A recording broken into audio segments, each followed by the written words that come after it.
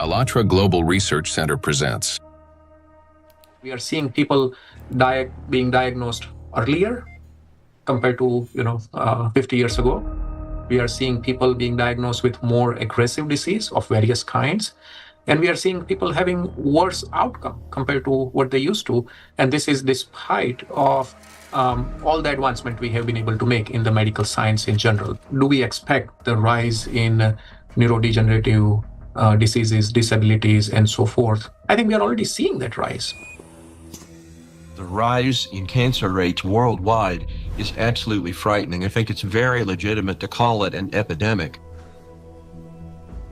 There's an increased rate of cancer worldwide in children and also in people much younger than I used to see. So what's going on now is that we're having a rise in people getting cancer, children, young adults, and it's probably not due to smoking or alcohol or anything. There seems to be something else, something in the environment that is causing this cancer at an alarming rate, and it's getting worse. So a very serious problem.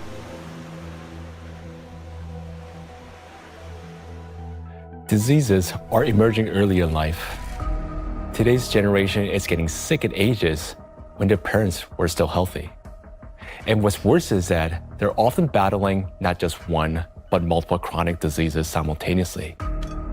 How can this be happening despite all the advances in modern medicine?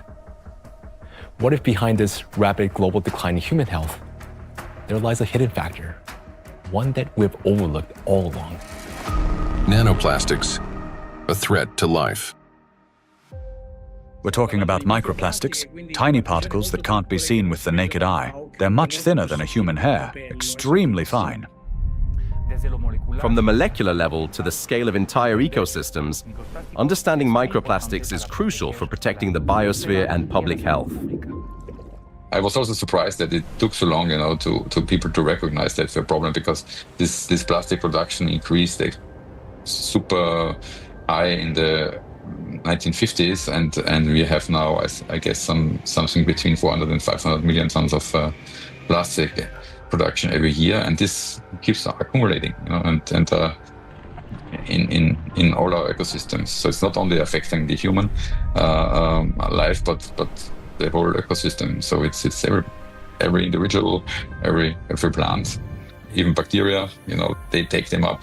So that's something which we have to take into account. The fact that it now pervades from our deepest ocean to our highest mountain, that it's present in more or less every living sample that scientists have looked at, and in some populations in considerable proportions, and that it's now pervading, our food, drink, and the air we breathe, to me, is quite concerning. The science has clearly, without a doubt, shown that these chemicals, these particles are very harmful for us in various ways, not just one organ system, but all organ systems are affected.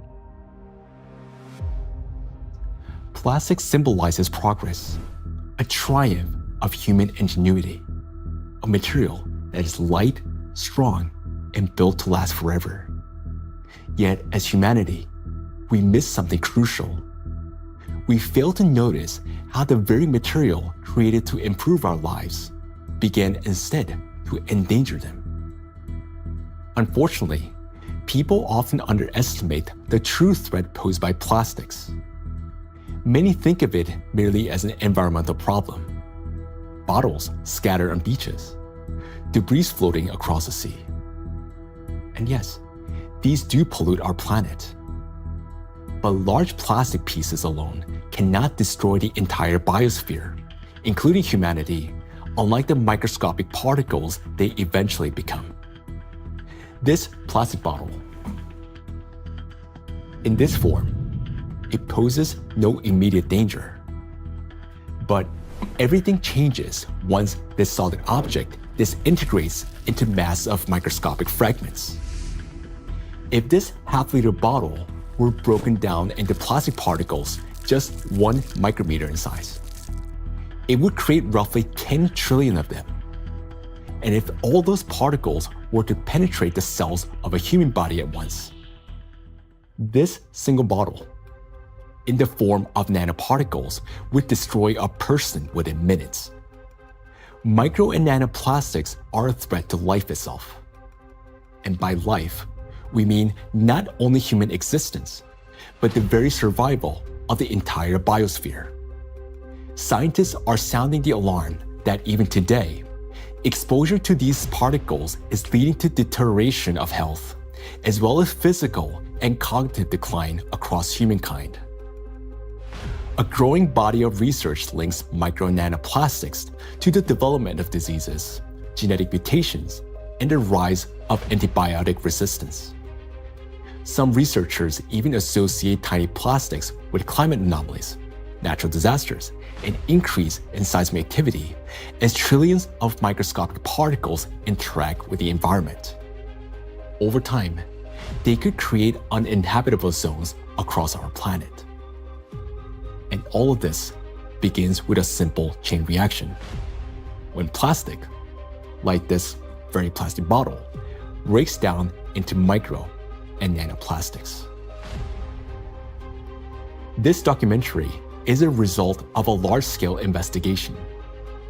We have examined hundreds of scientific studies and thousands of facts to answer key questions, like why are plastics so particularly dangerous?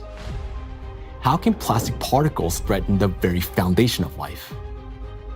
And what chances remain for humanity to change its course? Today, only a few hundred, perhaps a few thousand people truly understand the magnitude of this threat. A number far too small for a world of 8 billion. But by watching this documentary, you will become one of the few who understand what's really happening. This is a story of why researchers studying nanoplastics call them the number one killer, and how they're already reshaping our future. Plastic interferes with the universal language of life.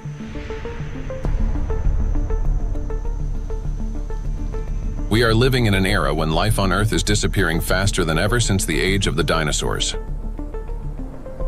Currently, the extinction rate of species is 1,000 times higher than the natural extinction rates, making our time one of the most devastating periods in all of history in terms of biodiversity loss. The sixth mass extinction is already underway. The modern world is plunging into a biological collapse, like the ones in the past that wiped out up to 90% of all living creatures on the planet. While past global catastrophes were driven by volcanic eruptions or meteor impacts, today a new factor has joined these forces of nature. An invisible enemy created by humans, capable of destroying all life.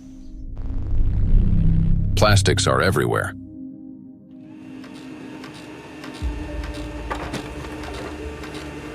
Since the mid-20th century, humanity has produced more than 9 billion tons of plastic. A material that was meant to make life easier, but has instead become a deadly trap for nature and for humanity. It is well established that most plastic is never recycled.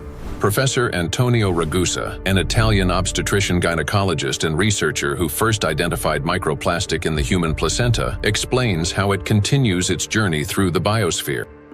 Of the millions and millions of tons of plastic we produce, less than 10% gets recycled. More than 90% is dumped into the environment. And when plastic gets dumped into the environment, it slowly breaks down into smaller and smaller particles, eventually becoming very small, microplastics, or even tiny nanoplastics. These particles travel down rivers, reach the seas, spread throughout the oceans, and enter the fish we later eat, so they end up back inside us. The problem of microplastics has long been observed in ecosystems across the globe. Professor Sedat Gündoğdu of Çukurova University in Turkey, founder of a research group on microplastics and expert in marine biology and Mediterranean microplastic contamination, speaks about this growing concern. I'm working on fish biology mostly. I was working on fish biology since 2016. During my PhD study, I recognized that all the sampling location that we work for biodiversity fully polluted with plastics, not only microplastics, because first we realized that the main problem is plastic itself. Today we are accustomed to hearing the word microplastic. But there was a time when this term simply didn't exist. Professor Richard Thompson is a marine biologist at the University of Plymouth, director of the Marine Institute, officer of the Order of the British Empire, and fellow of the Royal Society. In his work, he was the first to describe microscopic plastic particles in the marine environment, laying the foundation for an entirely new field of research. When I started to teach, I set the challenge to some of my students. They went out onto the shoreline, they collected samples of sand, and we started to look at them under the microscope. And from the very first samples, we could see pieces that did not look like sand grains, brightly colored pieces, red and blue. And it was then almost a kind of forensic journey to confirm their identity. And we confirmed that they were indeed plastics. We showed that they were present around the UK in a range of different habitats, in sediments and in the water column. And interestingly, in that first paper in 2004, my first paper on the topic, we used the term microplastics. And the term hadn't been used in this context for truly microscopic pieces before. There had been, and we referenced them in our paper, some studies of small pieces of plastic before, but we went smaller than anybody else. We showed this bioavailability. We showed the temporal trend of increasing over time. The ocean is the main reservoir of plastic accumulation. It already contains more than 200 million tons of plastic waste, and this amount continues to grow every day. It is important to understand that plastic does not disappear. Under the influence of sunlight, waves, salinity, and mechanical friction, it breaks down into microplastics and nanoplastics. Microplastics are plastic particles smaller than 5 millimeters in size, while nanoplastics are smaller than 1 micrometer, about 1,000 times thinner than a human hair. There are about 350 trillion microplastic particles in the surface layer of the ocean alone. Yet the real number is far greater. Scientists estimate that roughly 90% of nanoplastic particles are too small to be detected by current analytical instruments.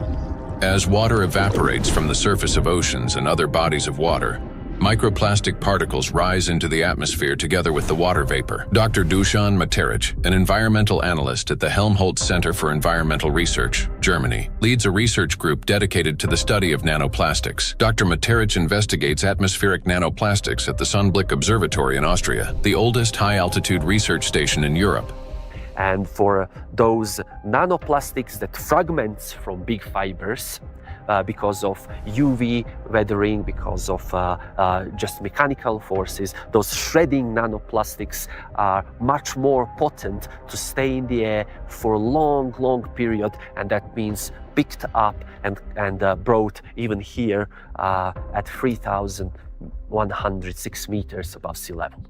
So what we discovered is that we have nanoplastics across all the stations, and we have nanoplastics even in the deepest ocean environment, and our deepest point is below 5,000 meters. Micro and nanoparticles in the atmosphere can travel thousands of kilometers, crossing from one continent to another. This is noted by Dr. Elke Ludewig from Austria, who heads the Sonnenblick Observatory and the European Center for Cloud Ambient Intercomparison, where the transport of these particles and the effects of this process are recorded. We know from different cases that we have really long transports of particles from, for example, Japan up to here, or Canada, for example. There are two examples I can tell you. The one is the accident in Fukushima. It took about 11 days until aerosol particles with a higher radiation received the Sonnenblick Observatory. Another example was in 2025, on the 9th of June, there was a kind of transport, an air mass from Canada received the station here. We could see it in the sky. Of course, we could see it in our data that we had higher aerosol concentration, but the really impressive moment was, and that's why it's also important to have stuff up here, we could really smell the burn in the air. And this lasts for the whole day. So there you can see how intense effects somewhere on the globe, especially on the North Hemisphere, can be, and it's still transported hundreds of kilometers around the North Hemisphere, and we can measure it here and show what it is. Atmospheric micro and nanoplastics then return to Earth with precipitation, falling with rain or snow and settling in forests, on farmland, and across grasslands, where they seep into the soil and penetrate plants. This is happening all over the planet, in both the northern and southern hemispheres.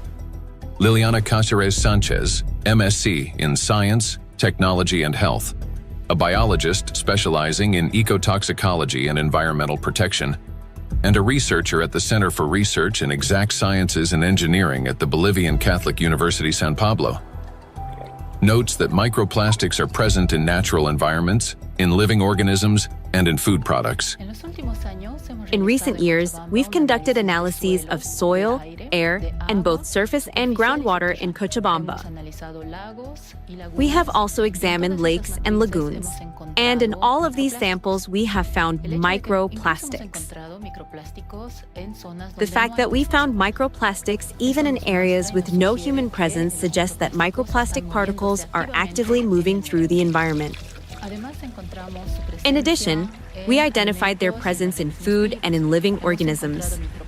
We detected microplastics in milk and other pasteurized products such as yogurt. They were also found in wild animals, for example, in the Titicaca water frog and in fish from a lake near Cochabamba called Angostura. These findings confirm that microplastics have already become part of our food chain and ecological chain. Due to microplastic pollution, 1 in 10 grains of the world's 3 main food crops, rice, wheat, and corn, may die before harvest. In addition, researchers from the University of Catania have found high concentrations of microplastic particles in apples, pears, carrots, potatoes, lettuce, and broccoli. Overall, apples and carrots contained the highest levels of contamination, and fruits were found to have more plastic particles than vegetables. On dairy farms in several countries, microplastic particles have been found in samples of hay and other types of cattle feed. The presence of microplastics has also been confirmed in the milk and meat of cows and sheep, as well as in the lung tissue of pigs and in the stomachs and intestines of domestic ducks. This means that plastic has now become inseparable from livestock farming. Scientists from the University of Newcastle in Australia estimate that the average person today consumes around 250 grams of plastic per year through food, the weight equivalent of 50 plastic bags. Moreover, humans inhale micro and nanoplastics. According to studies, an adult can inhale up to 106,000 microplastic particles during a 2-hour walk in a large city. And in areas near bodies of water, that number significantly increases. We encounter micro and nanoplastic every day when we brush our teeth, take a shower, eat, run errands, go for a walk, wear our clothes, use household appliances, or take medications, and when we are working on a computer, riding public transport, drinking coffee on the go, shopping in a supermarket, or relaxing outdoors. Micro and nanoplastics are everywhere, and we barely notice how deeply these particles have become embedded in our everyday lives today. There are 3 ways plastic gets into the body: through inhalation, through the skin, and through food. And what happens next? It enters the bloodstream. Until fairly recently, about 15 years ago, people thought plastic was inert. And in fact, if you look at these plastic pellets, not microplastics but larger macroplastics, even if you put them in water, they just sit there quietly. It seems like they don't interfere much with the environment. But once they break down into micro and nanoplastics, they get into the human body through those 3 pathways, enter the bloodstream, and from there reach all the parenchymal tissues, that is, the organs, kidneys, liver, heart, arteries, veins, placenta, breast milk. Micro and nanoplastics have already become an inseparable part of the human body. They accumulate in the tissues of the intestines, heart muscles, and in the endocrine and reproductive organs, disrupting their functions. There isn't a single place in the human body they cannot penetrate. Studies show that the highest concentrations of nanoplastic have been found precisely in human brain tissue. Professor Lucas Kenner, a pathologist, cancer researcher, director of the Christian Doppler Laboratory for Applied Metabolomics, and scientific director of the Micro-1 project studying microplastic and its effects on health, explains how micro and nanoplastic particles can evade the body's defense mechanisms and reach the brain within just a few hours. And we found out that particles which are in the bloodstream and cover themselves with cholesterol molecules, they easily can enter the blood-brain barrier, which is a very strict body barrier and protects the brain from toxic outside or even therapeutic substances. So it's, it's difficult, for instance, to treat brain tumors because the blood-brain barrier is so strict also for medications. But particles can enter quickly because they cover themselves with molecules will help them enter the blood-brain barrier. And this is for me, it was really very striking to see that, that these particles in 2 hours after we give them an oral gavage, they're already in the brain. Scientists at the University of New Mexico have found that in every gram of brain tissue in middle-aged individuals, there are about 4,900 micrograms of plastic. This means that today, around 0.5% of the human brain is composed of plastic.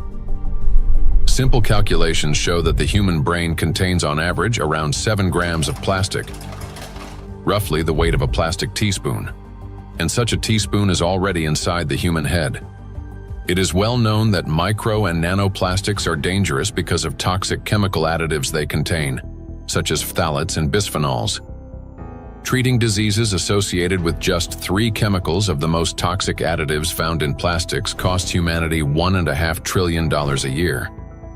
But this is only the tip of the iceberg, as overall more than 16,000 chemical compounds are used in the production of various types of plastics, each carrying its own potential risks to human health.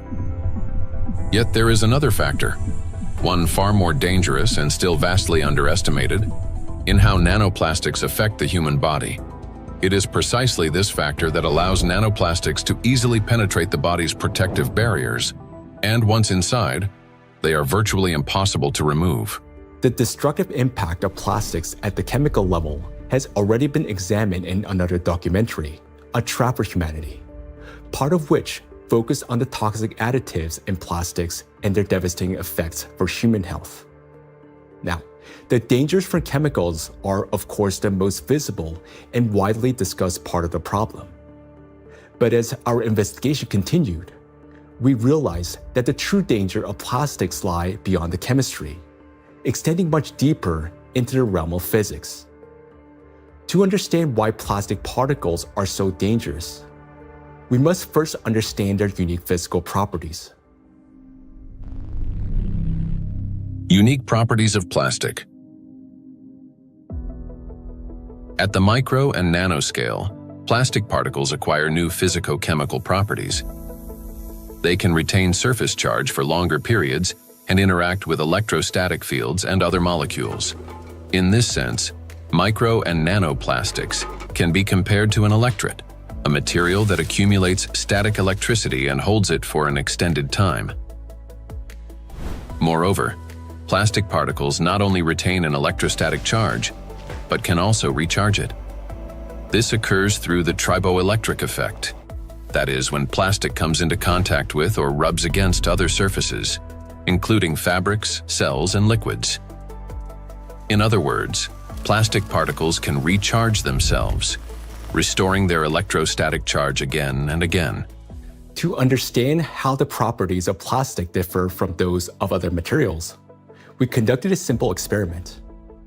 Here, inside transparent plastic cups, we suspended several objects made of different materials: a metal needle, a wooden matchstick, a copper wire, and a strip of magnesium. Now, while these objects remained motionless when a plastic rod was brought close, everything changed dramatically when we rubbed the plastic rod against the wall. That is, all the suspended object began swinging and moved toward the rod. So, what caused this reaction? The answer lies in the electrostatic charge that formed on the plastic surface. For example, a wooden rod, unlike plastic, cannot hold such a charge. Even after rubbing it with wool, the material caused no movement. The same was true for metal scissors, which showed no effect until the material touched a magnet. Only then did the metal needle respond. So this experiment clearly shows how material responds differently to electric and magnetic fields. Now, plastic stands out among other materials because it can not only accumulate, but also retain electrostatic charge for a prolonged period. This is distinct from wood, which quickly dissipates charge because of its moisture content, and therefore has little effect on other nearby objects. It's a dielectric material. Metals, on the other hand, do not hold charge but quickly redistributes it across their surface. They're conductors. Magnets, meanwhile, create magnetic rather than electric fields and thus cannot attract electrically neutral objects in the way a charged plastic can. So this is what makes electrostatically charged plastic so dangerous. It is an invisible force capable of changing everything around it. Once charged, plastic can attract even neutral particles, disrupting many natural physical processes. And as plastics breaks down into smaller fragments, micro and nanoplastics, it doesn't lose its properties. In fact, the impact of plastic on the environment and living organisms only intensifies as the particles become smaller. It's the charge that makes plastic especially dangerous to all life on our planet. Therefore, plastic cannot be regarded as passive waste. It is an active, electrically charged material capable of interacting with nearly all substances on Earth, from atmospheric particles to living cells. The smaller the plastic particle, the more active it becomes, and the more dangerous its impact. If you view a microplastic particle and it's 5 millimeters in diameter, and you break it down to a nanoplastic particle, which is 1 micrometer in size, you generate from one particle 125 billion particles, which is the number of galaxies we have in the universe. And the surface of these particles is 5,000 times larger than the 5 millimeter particle. So this just exemplifies how big an issue the breakdown of those plastic particles in even and all the time smaller particles. And these particles have maybe total different properties than the large 5 millimeter particles. So you not only change the size, but also the surface and the properties of the particles. Nanoplastic has an enormous surface area compared to its mass. It's like a tiny grain with the surface area of a football field. This is called a high specific surface area. The larger the surface, the greater the particle's ability to accumulate and retain electrostatic charge, and the more active sites it contains that bind proteins, metal ions, lipids, and other molecules from the surrounding environment can attach. To understand how dangerous these tiny charged particles are, let's run a simple mental experiment. For example, we have an ordinary 1.5 volt battery. If we divide it into 125 billion tiny batteries, and suppose each of them still had the same power output of 1.5 volts, their aggregate power would equal 187.5 billion volts. Imagine how much greater the voltage will become.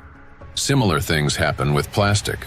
When a single fragment of plastic is divided into 125 billion particles, each carrying a charge, the amount of charge increases.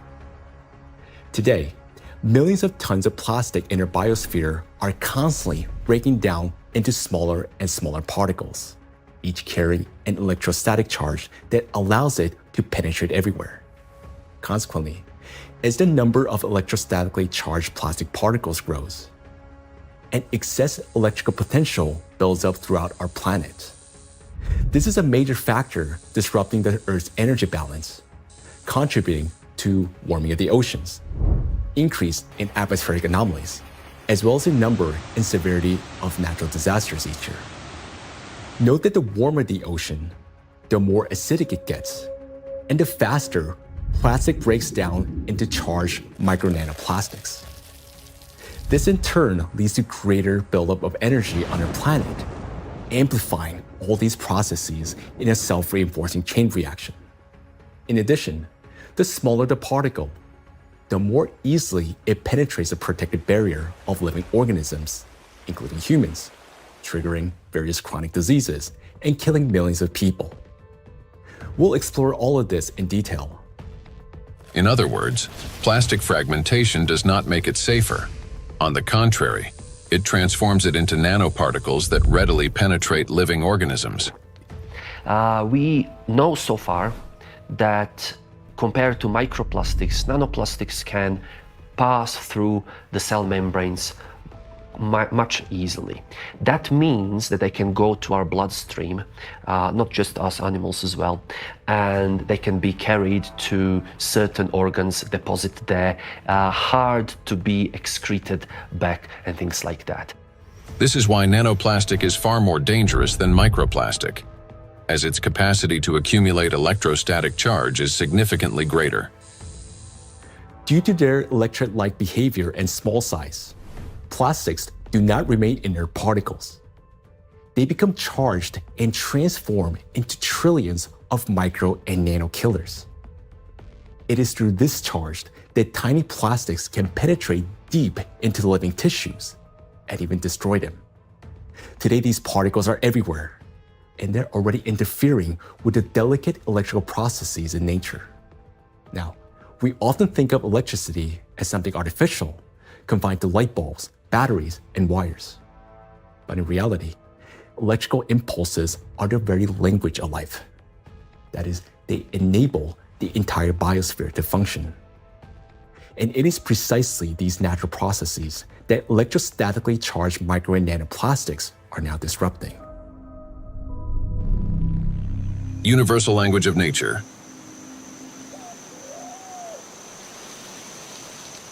The universal language of nature is invisible, yet it is what connects all living beings into a single whole. Forests.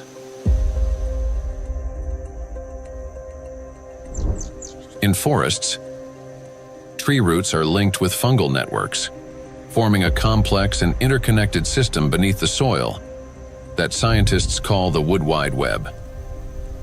This network not only distributes water and nutrients, but also enables plants to exchange information. Plants communicate in two major ways: chemically, by releasing specific molecules, and electrically, by sending electrical signals similar to nerve impulses in animals and humans. For example, when insects attack, a tree generates an electrical signal that triggers defensive responses. This signal can travel through roots into the fungal network, reaching other trees. A similar effect was detected by scientists during a solar eclipse. The bioelectric signals of trees began to synchronize, forming a single impulse. The oldest trees responded first, as if they remembered such events, and were warning the younger ones. Through electrical signals, plants can coordinate their growth, warn each other of danger, adapt collectively to stress, and even store shared memory. It is precisely this finely tuned system that is now being disrupted by micro and nanoplastics. Today, forests have become vast reservoirs of microplastics. Research shows that forests capture microplastic from the atmosphere. As air currents pass through forests, they carry tons of microplastic particles. The forest functions as a massive filter. Tree canopies and leaves literally comb out particles from the air. In the past, this process helped purify the atmosphere from dust and dirt. Today, however, along with these natural particles, micro and nanoplastic are also being trapped. Unlike dust, which can become part of organic matter, plastic does not decompose. It remains in leaves, accumulates in soil, and persists in forest air. Every day, dozens of microplastic particles settle on each square meter of the forest canopy. Scientists estimated the annual deposition of microplastics in forest soils and showed that it correlates with the scale of plastic production in Europe. Assuming that atmospheric fallout is the primary source, they concluded that roughly 400,000 microplastic particles per square meter could accumulate in forest soil over a 70-year period. Charged particles distort bioelectrical signals and deprive forests of their ability to adapt and survive. Negatively charged nanoparticles penetrate plant roots more easily, disrupting nutrient absorption. As a result, growth slows down and root formation is impaired. In addition, electrostatically charged micro and nanoparticles of plastic adhere to leaves and penetrate plant cells, impairing photosynthesis. They damage chloroplasts, the energy centers of plant cells, the analog of mitochondria in animal and human cells. Prolonged exposure to micro and nanoplastics reduces the ability of plants to produce oxygen. Some of the world's forests, such as the eastern forests of the Amazon, are already emitting more carbon dioxide than they produce oxygen. Animals. Micro and nanoplastics can penetrate the brains of animals. Electrostatically charged plastic particles damage brain cells and disrupt the transmission of nerve impulses. This causes malfunctions in the nervous system, from reduced vision, hearing, and smell to impaired motor coordination. As a result, animals struggle to navigate, find food, avoid danger, and to communicate with one another. And all of this greatly reduces their chances of survival. These effects mirror the early signs of neurodegenerative diseases in humans. According to the Worldwide Fund for Nature, over the past 50 years, the global population of wild animals has declined by nearly 70%. People can't even protect those they've taken responsibility for. Household pets are also poisoned by micro and nanoplastics. Pet food contains PET, the same plastic used to make bottles. Moreover, microplastic particles have been found in the tissues of cats and dogs. Scientists analyzed tissue samples from 49 animals, 24 cats and 25 dogs, that had died of natural causes and found that more than 70% of them had microplastics present in multiple organs.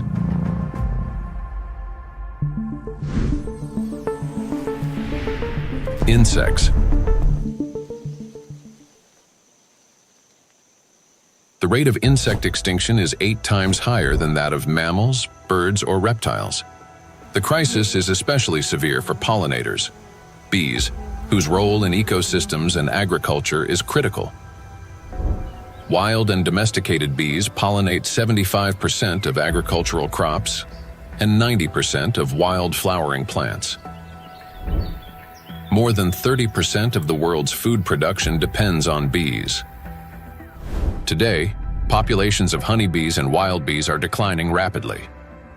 If this trend continues, half of all bee populations may disappear within the next decade.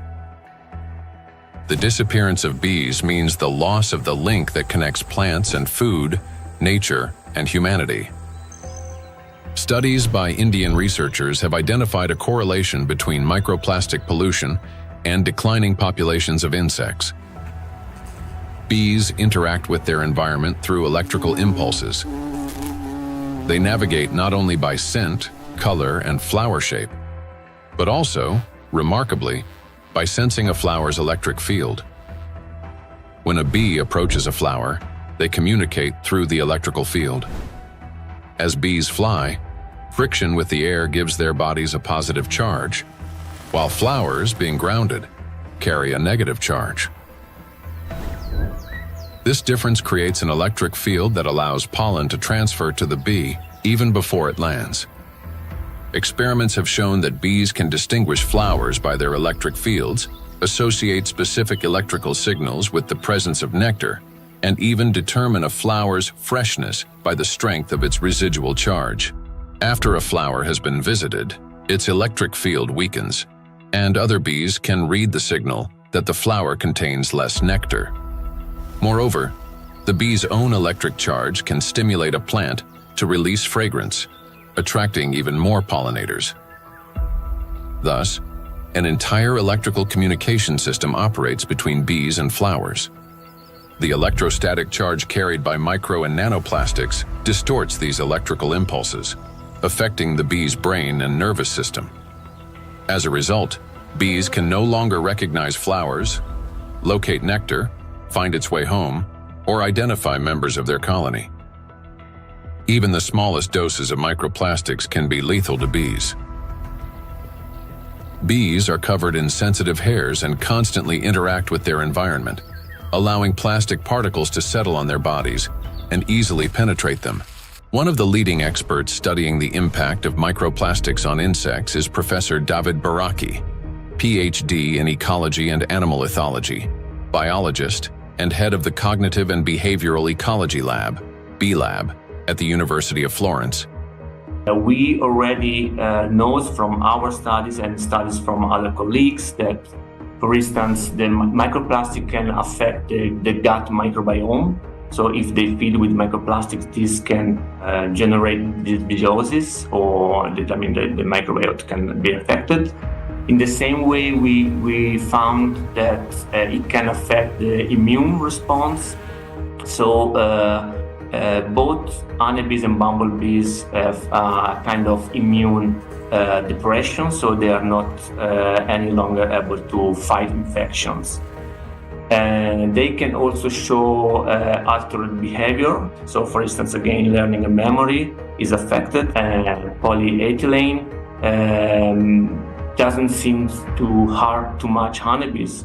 And polyestyrene had a strong impact, not only on survival, but also on learning and memory. So in our experiment, we really found that this polymer, concentration that we probably can find in environment can actually impair memory formation and memory retrieval. And this is, of course, alarming because for honeybees, it's, as I said, it's very, very important to have a good learning and memory capabilities. When microplastics enter a bee's body through food or air, they damage the intestine, disrupt metabolism and reproductive function, weaken the immune system, and alter their behavior, even to the point of losing the ability to navigate.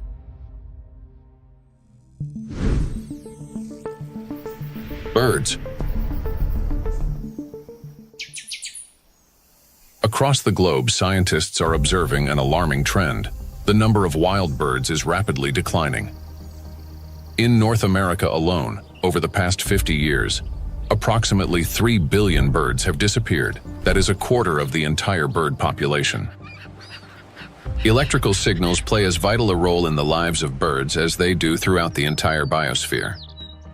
The avian nervous system functions through transmission of electrical signals from the brain to all parts of the body. Those impulses control movements of wings, tail, and body in flight, vision and coordination, cognitive responses, for example, evading predators, song and vocal communication. Birds are true living navigators capable of traveling thousands of kilometers and returning precisely to the same locations year after year. Scientists have discovered that many migratory birds use Earth's magnetic field for orientation. Imagine an airplane.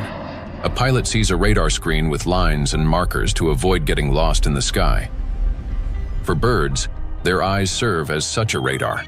Specialized molecules in their eyes detect both light and Earth's magnetic field, converting them into electrical signals. In the brain, those signals form an image with field lines superimposed on the real world. A bird simultaneously sees clouds, land, and its magnetic radar, allowing it to maintain course in any direction with ease. Electrostatically charged micro and nanoplastic particles entering a bird's body distort electrical impulses and disrupt functioning of its nervous system. This leads to loss of motor coordination, weakened memory and learning ability, and impaired vocalization and spatial orientation. Externally, this manifests as increasingly erratic flight, unstable behavior, and even softer, weakened chirping. Nestlings are especially vulnerable.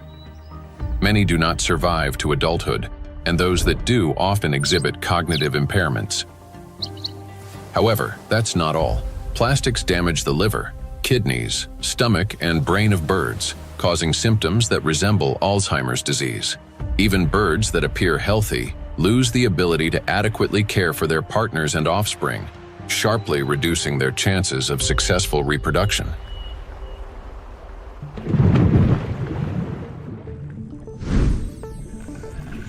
Marine life.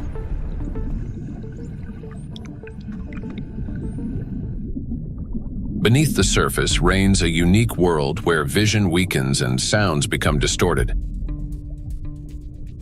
In such conditions, marine life perceives reality differently. Through electroreception, the ability to sense faint electric fields and navigate by them. Predators such as sharks can detect tiny electrical impulses produced by muscle contractions and the heartbeat of their prey. Even if a fish remains motionless and hidden in sand, its bioelectric signals reveal its location. All living organisms in water generate continuous bioelectric fields due to ion flow across their skin. Those fields are subtly altered when the animal moves or when another living being appears nearby. Electrical impulses are an inseparable part of life itself, even underwater. Electrostatically charged micro and nanoplastics can distort or block those signals, which makes marine creatures especially vulnerable. As a result, marine animals and fish lose their ability to accurately locate prey, avoid predators, and follow migration routes. This threatens their survival and leads to population declines. Furthermore, fish exposed to microplastics exhibit a wide range of toxic effects, from immune system dysfunction to altered blood composition. Signs of neurotoxicity, growth retardation, and reduced reproductive capacity have also been documented in fish.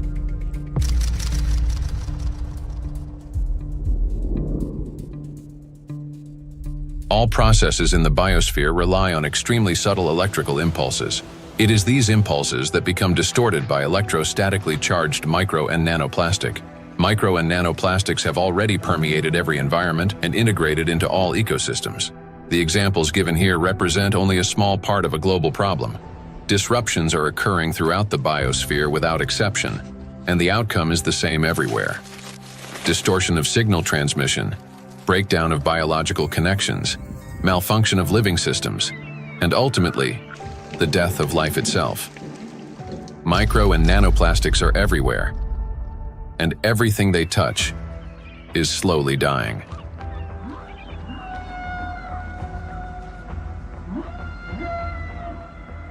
Charged micro and nanoplastics disturb the natural biological impulses that form the very foundation of life. Gradually, they erode the mechanisms that allow the biospheres to exist and interact. This decay begins from within, slowly, almost imperceptibly, yet inevitably. Even what appears healthy and alive today is already contaminated by micro nanoplastics. Today, so many of these particles have already accumulated on our planet that they will be enough to destroy the entire biosphere several times over. And their numbers continue to grow each day. Nature is not merely a habitat. It's our breath, our nourishment, and our protection. Humanity can survive without technology, but not without air, water, and living organisms. When life on Earth dies, humanity dies with it. The truth is that we do not exist separately from nature, no matter how much we try to convince ourselves otherwise. We're part of it. So you have probably guessed who we're going to talk about next. Yes, about us. Impulse of life. For humans, just like for all living beings in the biosphere, electrical signals are the pulse of life. The human body is, quite literally, an electrical system. The brain thinks with the help of electrical impulses. The heart beats because cells transmit electrical signals to one another, and muscles contract when they receive signals from the nervous system. Neurons play a key role in coordinating all body functions by generating and transmitting electrical impulses. How an electrical impulse is generated in neurons. Every neuron has a membrane with the so-called gates, ion channels. When a signal needs to be transmitted, some of these gates open, and ions begin moving quickly into or out of the cell. This flow of ions changes the membrane's electrical charge, creating an electrical impulse. The impulse travels along the neuron and transmits information further to other cells. How you communicate, whether you interrupt, speak quickly and emotionally, or on the contrary, whether you're apathetic, how you scroll through a news feed on your phone, whether you rush or move slowly, depends largely on the balance of ions. When this balance is disrupted, a person can become overly irritable, or, on the contrary, sluggish. Every movement and reaction of our body is based on electrical impulses in neurons and other cells.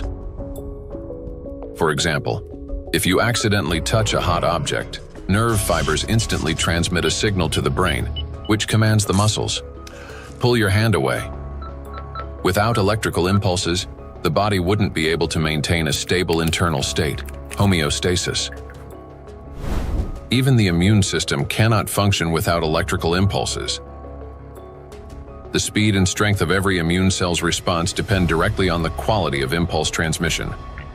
Emotions and thoughts are also the language of electrical impulses. When you feel joy, sadness, excitement, love, or recall a memory, tiny electrical sparks run between neurons.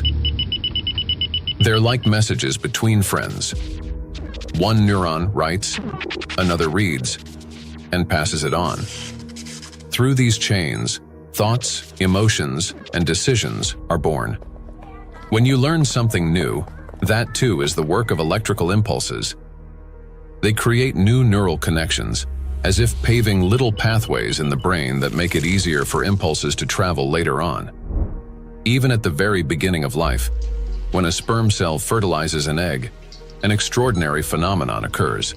This contact triggers a cascade of biochemical reactions, including the release of billions of zinc ions. This impulse acts like a start button that activates the egg and initiates the very process from which the future embryo begins to develop. We rarely think of ourselves as electrical systems, yet that's exactly how our bodies function. Nature created a perfect design in which countless vital processes and interactions occur through electrical impulses.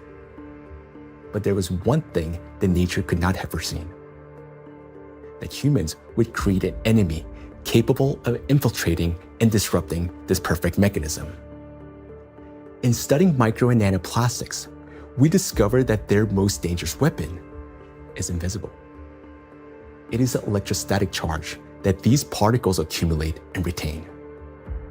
This charge begins to destroy us from within, starting from the very foundation of life, the cell. Inside the cell, charged nanoplastics cause the greatest harm. They disrupt communications between the cells, trigger self-destruction programs, and deprive cells of their ability to generate energy for sustaining life. The question is, how do plastics do this? How do micro and nanoplastics damage the body's cells? Disruption of interactions between neurons. Electrostatic charge and extremely small size allow nanoplastic particles to penetrate inside human cells. The impact of nanoplastics on cell function can be clearly traced in neurons, cells of the nervous system, as their function is directly linked to the generation and transmission of electrical signals. Valérie Etkin, Doctor of Physical and Mathematical Sciences and member of the European Academy of Natural Sciences, emphasizes that the impact of nanoplastics on nerve cells manifests at the most fundamental levels. Nanoplastics significantly influence the generation and transmission of neural impulses through multiple mechanisms that disrupt ion transport and the electrical activity of neurons responsible for transmitting nerve signals in the body. Each neuron functions like a miniature battery. It constantly maintains a difference in electrical charge between the inside and outside of its membrane. This enables the neuron to be ready to transmit a signal at the right moment. Charged nanoplastic disturbs this delicate balance. making the cell behave unpredictably. A neuron may activate prematurely, like a light flickering on without command, or conversely, fail to transmit a signal when needed. Such interference disrupts the operation of entire neural networks, like a city experiencing power outages, where neighborhoods go dark one after another, leading to a blackout. In addition, as shown by research conducted by Chinese scientists from Southern Medical University in Guangzhou, nanoplastic interferes with the operation of ion channels. Nanoplastic carrying an electrostatic charge can interact with these channels and alter their structure. As a result, the gates may fail to open or remain open for too long. This also disturbs normal signal transmission throughout the nervous system. When electrostatic interactions occur with charged membrane lipids, they cause a redistribution of charged lipids and proteins within the membrane, which leads to impaired functionality of these lipid membranes. This results in localized changes in ion concentration and the formation of ion concentration gradients around charged particles. The function of ion pumps, which are essential for maintaining ion balance, becomes disrupted. Ion pumps are mechanisms that move substances against their concentration gradients, a process known as active transport. When these processes become unbalanced, they accumulate energy that can later be used by biological systems to perform work. And so, the work of these pumps may be disrupted, yet it's one of the core mechanisms underlying biological activity. Signal transmission between neurons is a complex yet remarkably coordinated electrochemical communication process in which special molecules, neurotransmitters, play a crucial role. These molecules act as couriers, transferring information from one neuron to another in a strictly ordered manner. Nanoplastic particles carrying an electrostatic charge can interfere with the release of neurotransmitters or trigger their discharge without proper signaling. As a result, chaotic and false signals emerge in the brain, as if the nervous system can no longer distinguish what messages to send, when to send them, or where they should go. Any disruption in communication between neurons inevitably affects our mental state. If you find yourself becoming forgetful or absent-minded, if you have difficulty concentrating or remembering even simple things, it may be a sign that the degradation of neural connections has already begun.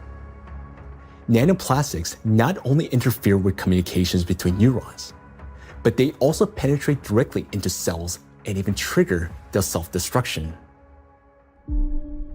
Cells start the process of self-destruction.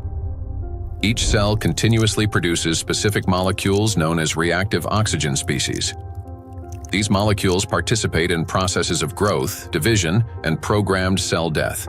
Under normal conditions, their levels are regulated by the cell's defense system, antioxidants, acting as cleaners. Antioxidants rapidly neutralize excess reactive oxygen species, preventing them from damaging the organism. When a cell is exposed to irritants, such as infection, injury, or toxins, it produces elevated levels of reactive oxygen species, which in excess can damage vital cellular structures. This leads to oxidative stress, a kind of chemical assault within the cell. In response to damage and oxidative stress, a natural defense mechanism is activated: inflammation. Its purpose is to eliminate the source of injury and restore balance. However, in the case of electrostatically charged nanoplastic, this mechanism ceases to function properly. Plastic particles remain inside the cell and act as a continuous irritant. The inflammation does not subside and becomes chronic. As a result, DNA, proteins, membranes, and other key cellular structures are damaged. Ultimately, the cell either can no longer function properly or initiates its own self-destruction. We've done remarkable studies and discovered that plastic embeds itself inside the cytoplasm. The cytoplasm contains organelles, small structures that keep the cell alive and functioning. Plastic gets into the cytoplasm and stays there. It becomes surrounded by a membrane. Similar to the cell membrane, the cell isolates it because it wants to destroy it. And it starts producing enzymes and other substances the cell normally uses when it's invaded by microbes, viruses, bacteria, or antigens. But unlike those natural invaders, plastic is indestructible, as we said. So the cell is essentially subjected to chronic stress, and eventually it becomes diseased. The Microplastics Research Group at the Bolivian Catholic University in Cochabamba uses aquatic planarians, small organisms that serve as highly useful biological models. Their strong regenerative capacity makes it possible to detect early changes in cellular processes similar to those that occur in other animals. Microplastics, especially when combined with other pollutants such as metals, are already affecting living organisms. Microplastics can trigger oxidative stress, an imbalance between the production of reactive oxygen species and the body's antioxidant capacity. This oxidative stress directly affects cellular metabolism, disrupting the functions of proteins, lipids, and nucleic acids, which can lead to changes in growth, regeneration, and the overall physiology of organisms. Thus, exposure to electrostatically charged nanoplastic leads to oxidative stress, inflammation, and consequently, the death of not only neurons, but also other types of cells. Oxidative stress is like a fire burning inside a cell, while antioxidants are like firefighters that work to extinguish it. Note that nanoplastics act as a fuel for the fire, feeding it endlessly until the cell is consumed from within. Yet, that's not all nanoplastics do inside our cells. They also destroy the cell's power plants, the mitochondria. Every cell lives and functions thanks to the energy produced by mitochondria. That very energy powers all processes in the body, from cell division to hormone synthesis. Even the electrical impulses that we've been talking about depend on the energy from mitochondria. And it is precisely this vital source of life that charged nanoplastics attack. Cells stop producing energy for life. Recent studies have shown that mitochondria are particularly vulnerable to the effects of nanoplastic. And that's where a cascade of processes leading to aging and disease begins. Scientists from China have discovered that the electrostatic charge and tiny size of nanoplastic particles allow them to penetrate deep into the cell and accumulate even within mitochondria, disrupting their function. Such a condition is known as mitochondrial dysfunction, a state in which mitochondria can no longer perform their essential roles. For comparison, a mitochondrion is approximately the size of a bacterium, while a nanoplastic particle is dozens of times smaller. Dr. Jeffrey Long, a radiation oncologist with many years of clinical experience and an expert on environmental exposures and their impact on human health, explains the destructive intracellular processes triggered by nanoplastic. They can get into the cell and they can damage the critical parts of the cell, particularly mitochondria. Mitochondria in each cell in the human body is sort of the energy machine. It produces the stuff, raw stuff that provides energy to the entire rest of the cell.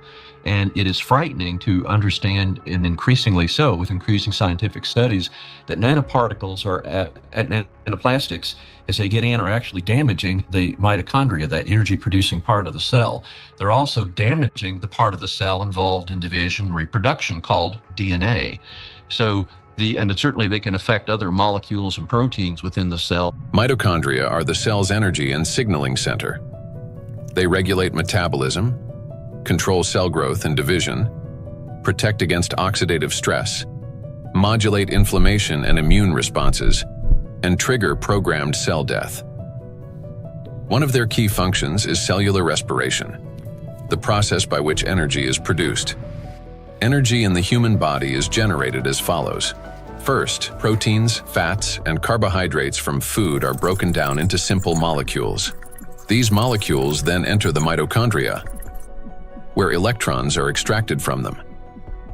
The electrons move along a specialized chain of proteins, much like an electric current passing through wires. This electron flow drives the mitochondrial energy machinery, resulting in the production of ATP, the universal fuel that powers all organs and tissues.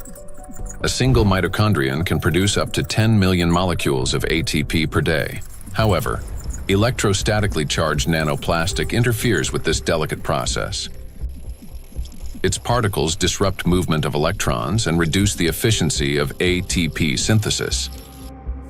It is similar to a power plant where the wiring begins to short circuit. The generator falters, energy output drops, and the entire system starts to fail more quickly. Mitochondria have their own DNA, a set of instructions for energy production.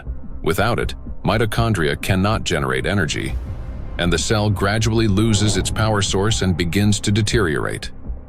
Exposure to nanoplastic causes mutations to accumulate rapidly in mitochondrial DNA, further impairing mitochondrial function.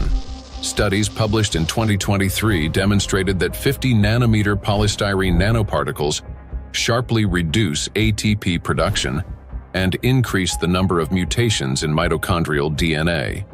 We have studies on this, with dramatic images taken using a scanning electron microscope, as well as a transmission one, where you can actually see plastic destroying the mitochondria, the structures that produce a cell's energy. Chronic exposure to nanoplastic turns cells into a battlefield.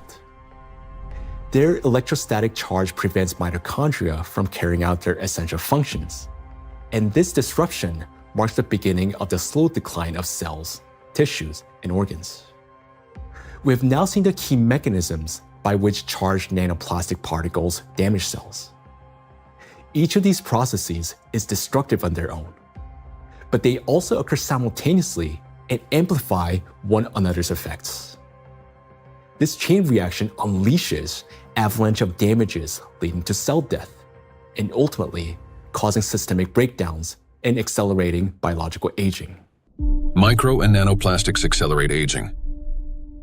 We tend to think that aging begins with wrinkles, gray hair, or fatigue. But in reality, it starts deep within the cells, with mitochondrial dysfunction and failures in key biological processes. Over time, damaged and dying cells accumulate, and the body loses its ability to renew itself. Aging is the gradual wear and tear of life's internal mechanisms.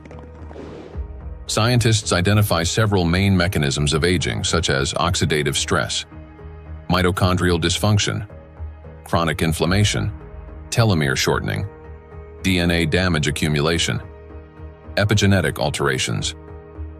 These same mechanisms underlie various diseases. When mitochondria can no longer produce sufficient energy, when DNA damage accumulates, and when inflammation becomes chronic, the organism grows increasingly vulnerable.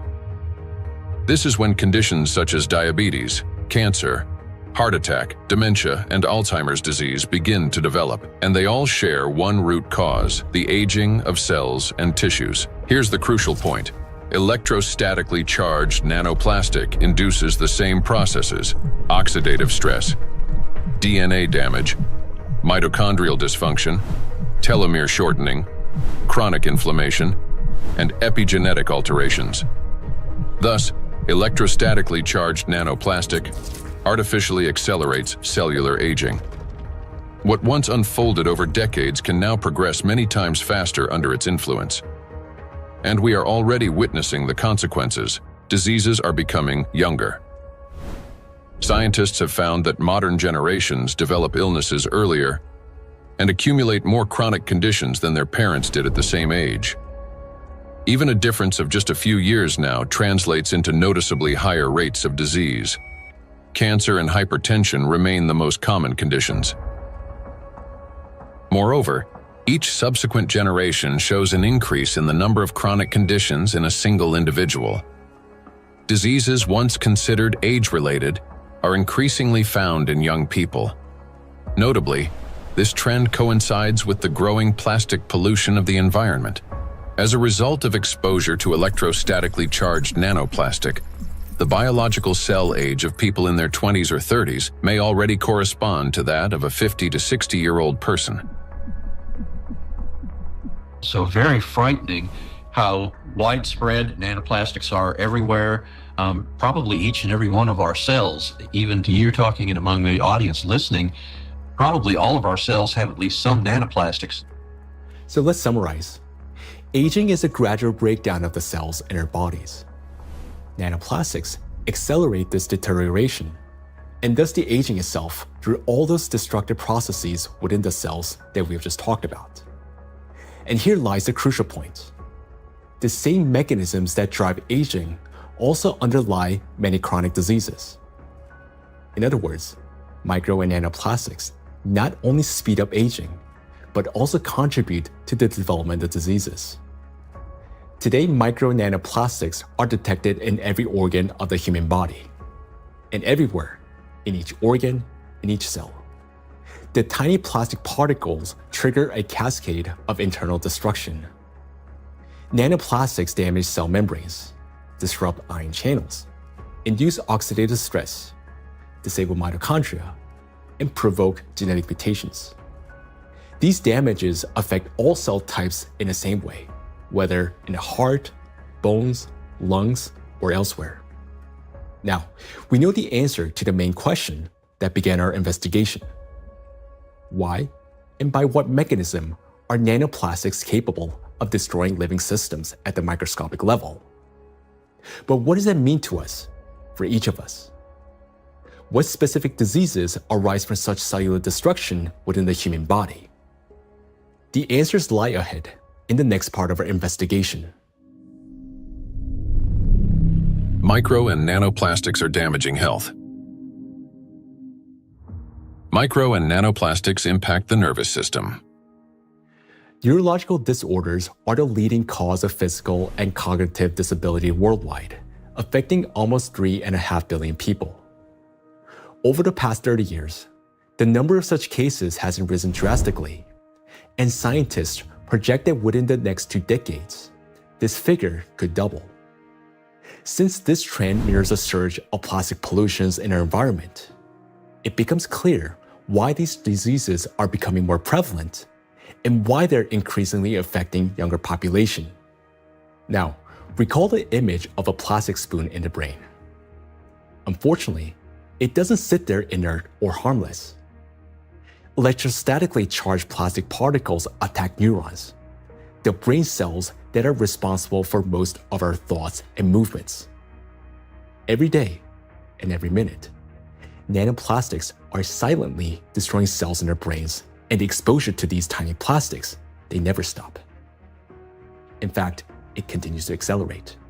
Consequently, the damage of our neurons lead to severe and often irreversible diseases like Alzheimer's and Parkinson's, multiple sclerosis, epilepsy, stroke, and many others. But neurons are not limited to the brain. They form an extensive network that coordinates and synchronizes the activity of the entire body. And when they're damaged, the autonomic nervous system begins to malfunction, disrupting the function of internal organs. For example, the intestines contain about 500 million neurons, often referred to as a second brain. This vast network plays a vital role in digestion, immunity, and even emotional regulation. But with every sip of water and every meal, an invisible stream of micro nanoplastics enters our bodies. And unfortunately, most of these particles settle and accumulate in the intestines. Micro and nanoplastics destroy intestinal barriers. The intestine is not just a digestive organ.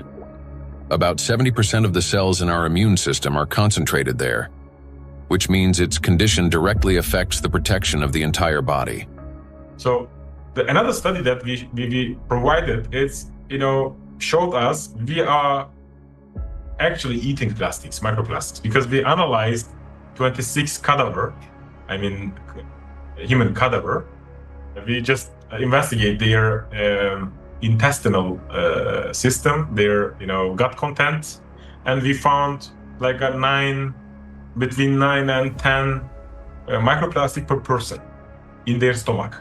So this is like a acute exposure. At that time, they exposed that amount of microplastics because when you eat something, it will pass through your intestinal system. Some of them will remain inside the system.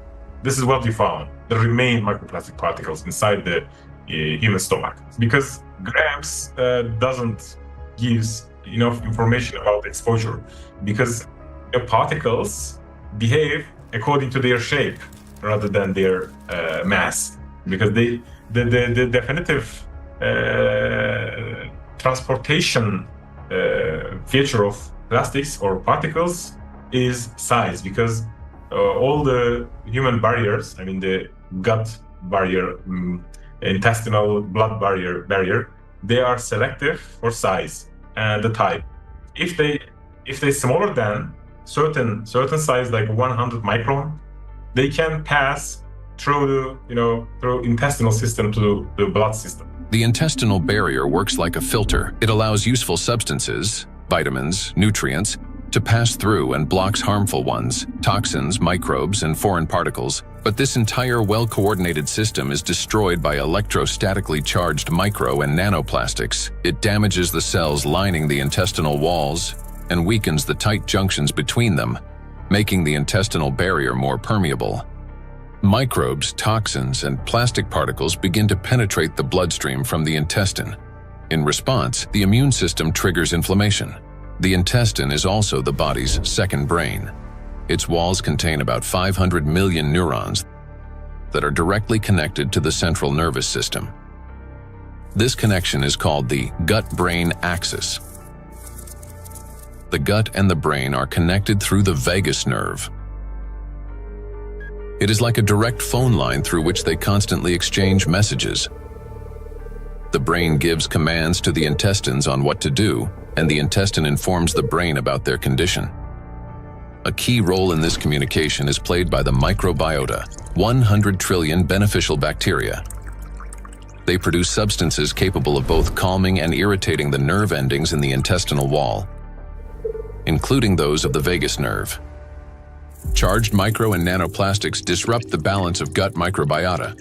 Beneficial microorganisms die, while pathogenic ones begin to multiply actively. When this happens, the communication between the gut and the brain becomes distorted. When nanoplastics enter the intestine, it triggers a vicious cycle of destruction. The damage that begins in the intestine leads to systemic malfunctions throughout the body. The digestive, immune, nervous, and endocrine systems all suffer.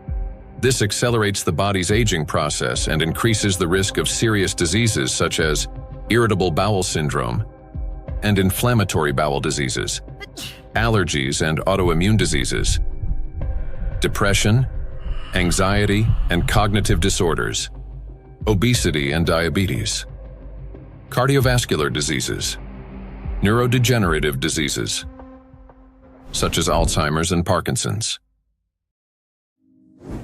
Micro and nanoplastics destroy immunity. Researchers from the University Medical Center Utrecht discovered that immune cells exposed to nanoplastic die 3 times faster than those that are not.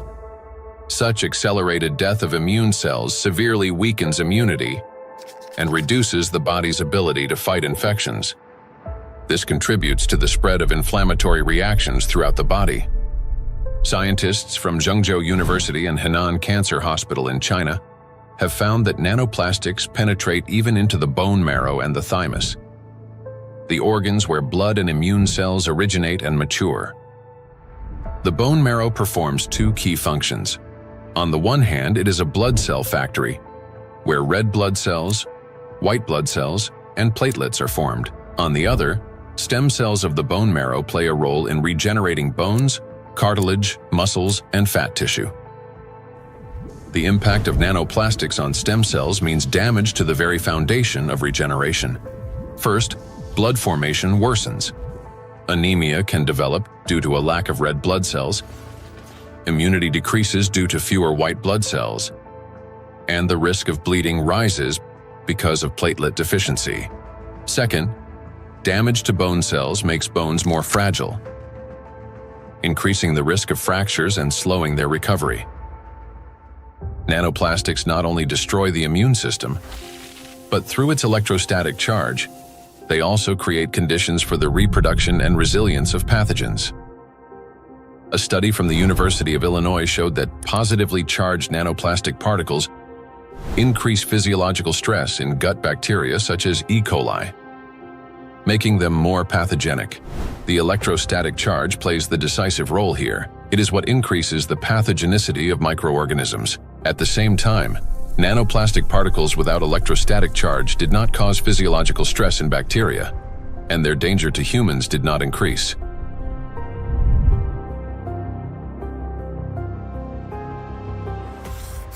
The experiment showed that microplastics, especially polystyrene, can absorb up to 98.6% of viruses, prolonging their survival outside the body for up to 7 days. Viruses that normally die under sunlight or oxygen within hours can persist on plastic for 2 to 7 days, remaining on surfaces such as handrails, bottles, and door handles. A single sneeze from an infected person can release up to 200 million viral particles into the air, which can land on any plastic surface indoors or bind with nanoplastic particles in the air and water. Microplastics become an air and water taxi, spreading infection.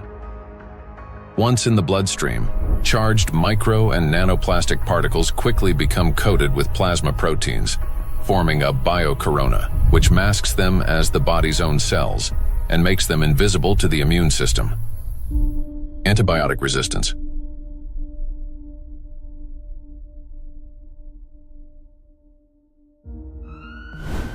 In 2019, antimicrobial resistance was directly responsible for more than 1 million deaths, with nearly 5 million additional deaths linked to related complications. Studies in 2025 show that plastic helps bacteria develop resistance to antibiotics, driving a crisis that medicine is increasingly unable to control. Why? Because plastic is the perfect platform for bacterial growth. On its surface, they easily form biofilms, a dense protective layer shielding bacteria from sunlight, drying out, immune system attacks, and, most importantly, from antibiotics. Just like viruses, bacteria can survive on plastic longer than on other materials, sometimes for 3 days or more.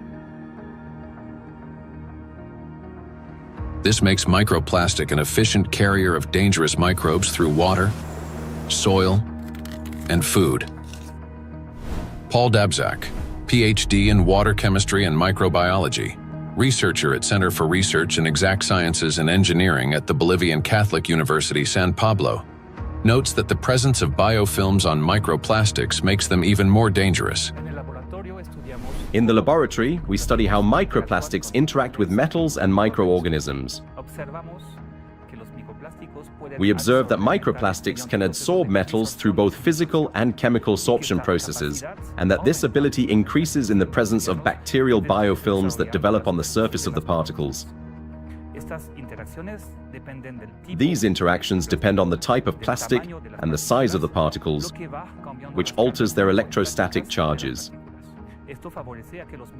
This causes microplastics to act like a magnet, attracting even more contaminants to their surfaces. In laboratory conditions, researchers from Boston University found that when bacteria come into contact with microplastic, they activate a special metabolic process linked to electron transfer. Simply put, plastic particles can share electrons with bacteria, acting as a kind of power bank for them. This process is called extracellular electron transfer. It gives bacteria extra energy, which first of all, makes them stronger, helps them divide faster, mutate, and build resilient multi-layered biofilms that block antibiotics from penetrating. Secondly, this extra energy directly accelerates antibiotic resistance. What's worse, even after plastic was removed from the experiment, bacteria retained their new properties. They mutated, became more resistant, and continued forming strong biofilms on other surfaces, even without plastic support. This means plastics may accelerate the rise and spread of the so-called superbacteria that are resistant to drug treatment. According to WHO estimates, by 2050, antimicrobial resistance will claim 10 million lives every year. Meanwhile, new antibiotics are being developed far more slowly than bacteria evolve. So think about this.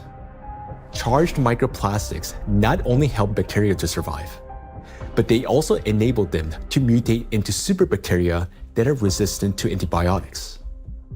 This discovery reshapes our perspective on plastic pollution because we now understand that the problem is far more alarming than we have previously believed. And each year, the threat of antibiotic resistance is growing. In many countries, standard drugs are already losing their effectiveness, and even common infections are becoming increasingly difficult to treat. If this trend continues, antibiotics could soon become entirely useless. Micro and nanoplastics affect the respiratory system. The inhalation pathway of micro and nanoplastics is especially dangerous because plastic particles carrying an electrostatic charge can reach not only the lungs, but also travel directly into the brain through the olfactory pathway. Chinese researchers have estimated that in just 2 hours outdoors, an adult can inhale up to 106,000 microplastic particles, and a child about 73,000. Given the lower body mass of children, the concentration of inhaled microplastics per kilogram is on average 4 times higher in children than in adults.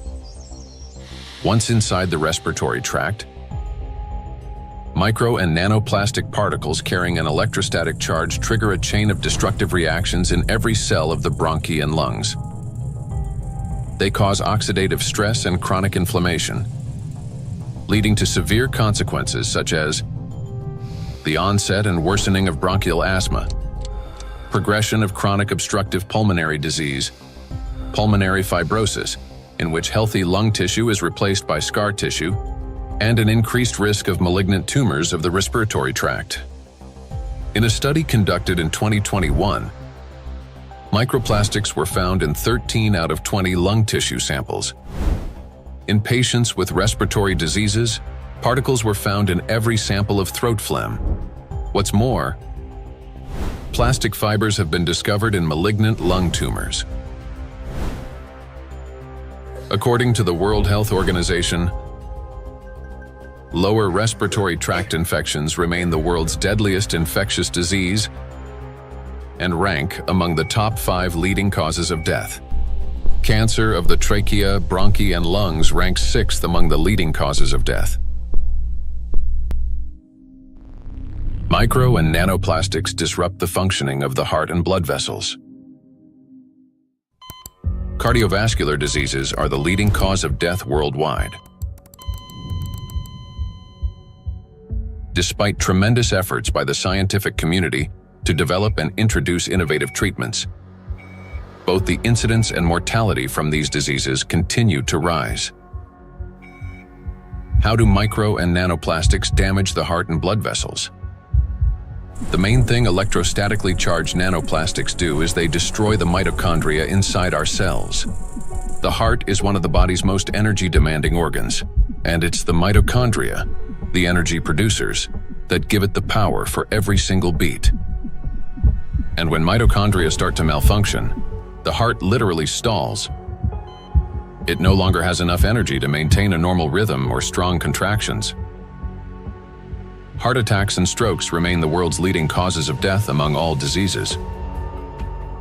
In this context, it's especially alarming that scientists have found micro and nanoplastics inside atherosclerotic plaques, dense deposits within arterial walls that narrow the vessels and can obstruct blood flow. When a vessel becomes constricted or a clot forms, blood circulation to the heart or brain is disrupted, sharply increasing the risk of a heart attack or stroke. Research shows that when microplastics are present in carotid artery plaques, the risk of these life-threatening events and fatal outcomes rises by 4.5 times. Micro and nanoplastic particles trigger blood clot formation. When micro and nanoplastics enter the bloodstream, they don't simply drift there passively. Because of their electrostatic charge, plastic particles stick to vessel walls and attract blood proteins and cells. These coated particles damage the endothelium, the ultra-thin layer of cells lining the inside of blood vessels. The endothelium is like an intelligent shell of the vessels. It regulates their dilation and constriction, controls blood clotting, and protects against inflammation. However, under the influence of micro and nanoplastics, this system breaks down, leading to chronic inflammation and an increased risk of thrombosis. In addition, electrostatically charged microplastics can interact with blood cells, platelets, and red blood cells, disrupting their normal behavior. Under normal conditions, red blood cells carry a negative surface charge called the zeta potential, which keeps them from sticking together and allows blood to flow freely, even through the tiniest capillaries. But when exposed to microplastics, this charge decreases. Red blood cells begin to clump together, blood viscosity rises, and clot formation starts. As a result, clots appear in the vessels, obstructing blood flow, which is especially dangerous for the brain, heart, and eyes. This consequently increases the risk of chronic fatigue, vision disorders, hypertension, heart attack, and stroke. Nanoplastics interact with cell membranes. Positively charged nanoparticles are strongly attracted to negatively charged components, leading to disruption of membrane integrity, for example, in red blood cells, platelets, and endothelial cells. Micro and nanoplastics induce the development of cancer. The rise in cancer rates worldwide is absolutely frightening. I think it's very legitimate to call it an epidemic. The statistics are sobering. The World Health Organization estimated that in 2020, worldwide there was about 18.1 million new cases of cancer, whereas in 2022, just 2 years later, it's gone from 18.1 million up to nearly 20 million. And in fact, according to the World Health Organization, if this trend continues, by 2050, worldwide there's going to be 33 to 35 million new cases of cancer, truly an epidemic and truly a real major health issue affecting every single person everywhere in the world. So yes, that's a huge problem. For a long time, cancer was considered a disease of old age, the result of accumulated DNA mutations, weakened immunity, and years of exposure to carcinogens. But today, because of nanoplastic exposure, mutations can begin to build up in the body at much earlier stages of life. There's an increased rate of cancer worldwide in children and also in people much younger than I used to see. So what's going on now is that we're having a rise in people getting cancer, children, young adults, and it's probably not due to smoking or alcohol or anything. There seems to be something else, something in the environment that is causing this cancer at an alarming rate, and it's getting worse. So a very serious problem, yes. And again, one of the possibilities that could be accounting for this, we'll be talking more about it, is indeed nanoplastics. We observe in the last 30 years that in some countries we observe early onset cancerogenesis, so that tumors are diagnosed more early than previously. So that things like colorectal cancer are observed earlier and diagnosed earlier than 30 years ago in average. A key role in tumor development may be played by mitochondrial dysfunction, caused by exposure to nanoplastics. This happens through the accumulation of mutations in mitochondrial DNA and the disruption of normal cell death mechanisms, which together reduce the body's ability to eliminate damaged cells and increase the likelihood of these cells transforming into tumor cells. So these tumor cells are very aggressive, and normally they don't take anything up which they cannot use. So, I mean, what could happen? I mean, this is hypothetically that they can produce some energy out of these plastics, or somehow some pathways are activated which are helping, the cells to move faster. That could be. So we need to investigate that. So it's a very important question, and we are basically on that to find out what happens mechanistically in those cells, that they can use plastics to facilitate their migratory potential. Nanoplastics increase levels of reactive oxygen species in organ cells and tissues, causing oxidative stress that accelerates the growth of cancer cells, helps them spread to other tissues, stimulates formation of new blood vessels, enhances inflammation, and weakens the immune system. Moreover, the high level of oxidative stress caused by electrostatically charged nanoplastics promotes the survival of tumor cells and reduces their sensitivity to therapy, making malignant cells more aggressive. Anything that damages the normal cell DNA that is responsible for the growth and division of cells, that damage can contribute to that cell becoming malignant, growing and dividing and spreading uncontrollably. That's what cancer is. And that is certainly a concern about the effect of nanoplastics. And then above and beyond that, because nanoplastics affect so much of the cell's function, the oxygenation, the ability of a cell to function, above and beyond that, I'm concerned as a doctor that treats cancer that nanoplastics may be reducing the effectiveness of our cancer treatments. I'm a physician that treats cancer with radiation therapy, so I am concerned about nanoparticles adversely affecting the use of radiation therapy to control cancer. And there's actually been some preclinical research on this that does suggest that the nanoparticles, and certainly contributed to by the typical negative charge that they have, in addition to adversely affecting cells, can actually reduce the effectiveness of radiation therapy. There's certainly a significant theoretical reason to believe that the nanoparticles may reduce the effectiveness of cancer treatments, not only my modality of radiation therapy, but certainly I have the same concern about it reducing the effectiveness of chemotherapy or other systemic treatments or immunotherapy. Research by the Medical University of Vienna has shown that micro and nanoplastic particles remain inside cells far longer than previously believed, as they are passed on to newly formed cells during division. In addition, there are also early indications that these plastic particles may play a role in tumor metastasis. So that's one of the problems, that the tumor grows very quickly and then also disseminates. And what we observed is that these particles are kept by the cells even after cell division, and then they are helping the cells to migrate quicker, so they can move quicker.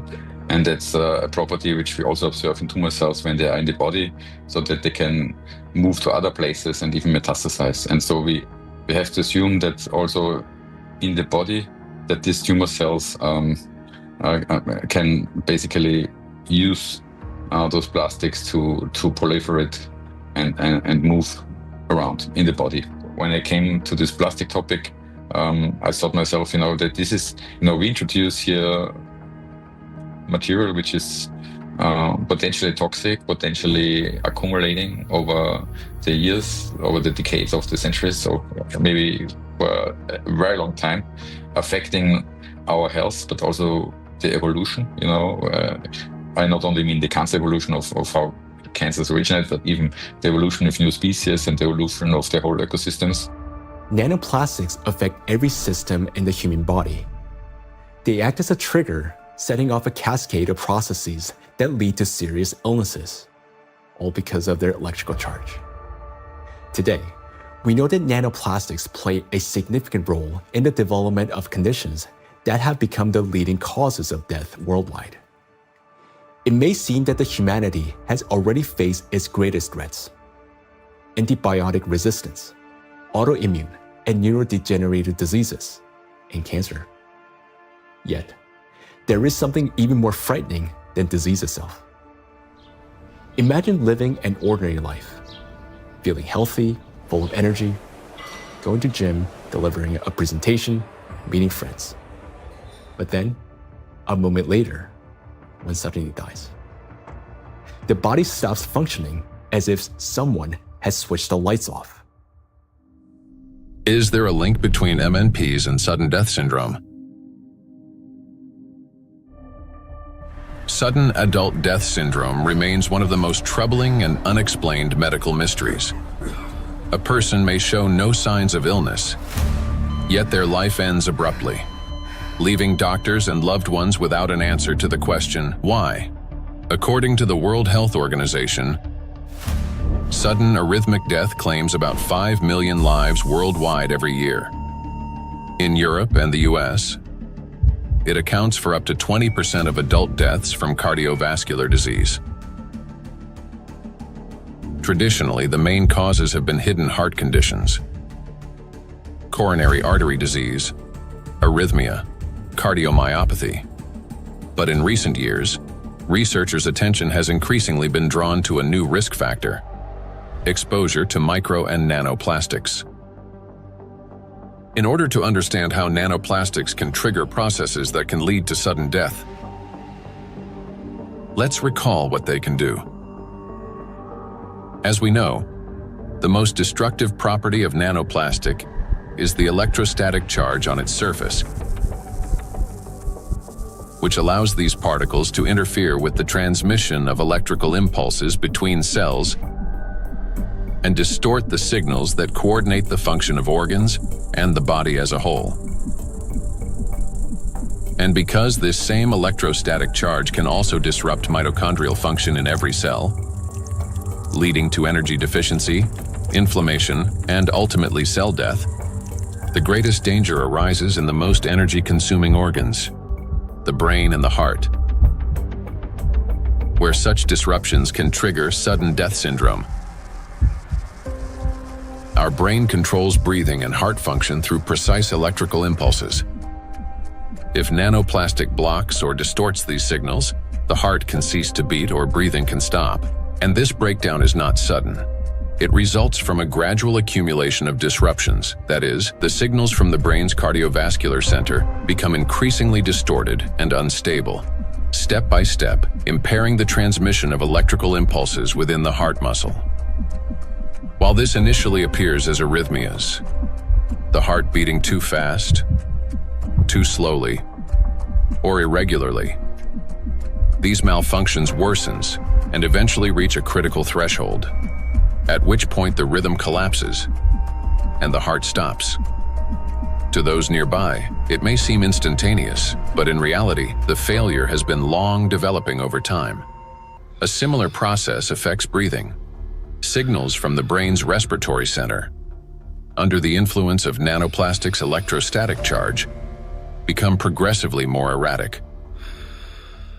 After the critical threshold is crossed and the brain's commands can no longer get through, breathing stops entirely. In other words, sudden death is the final outcome of a gradual dysregulation of the heart and breathing, a process that silently progresses until it crosses a point of no return. And while we go about our daily routines making plans for the future, nanoplastics continue to damage our bodies cell by cell, day after day. It is terrifying to realize how severely nanoplastics affect the human body. Even more disturbing is the fact that we cannot control our exposure to them. Nanoplastics enter our bodies constantly through the air we breathe, the water we drink, and the food we eat. This has already become our everyday reality. Today, we know that nanoplastics can disrupt the control centers in our brains for breathing and heartbeat, causing arrhythmias, bronchospasm, and pulmonary edema, which can result in sudden death. Yet, what's more alarming is how little we still know. Research on nanoplastics has only just begun, and we're only starting to grasp the true scale of this threat. But make no mistake, everything you have heard so far isn't science fiction. These are actual biological mechanisms triggered by electrostatically charged nanoplastics. They attack every system of our body, contributing to chronic illnesses and even causing a sudden death. But their impact reaches beyond the current generation. These nanoplastics are already affecting our children and even our ability to bring new life into the world. Micro and nanoplastics destroy reproductive health. Current scientific evidence strongly indicates that mitochondrial dysfunction may be a root cause of infertility in both men and women, as well as negatively affecting conception, pregnancy, and embryonic development. For men, Fertility depends on producing a sufficient number of healthy sperm cells that not only survive, but also possess adequate motility and the necessary energy to reach and fertilize an egg. That energy comes from mitochondria, which provides the ATP required for sperm movement. When mitochondrial function, however, is damaged or becomes unstable, sperm motility decreases, and even shape and structure of sperm cells can be altered, directly reducing the ability to conceive.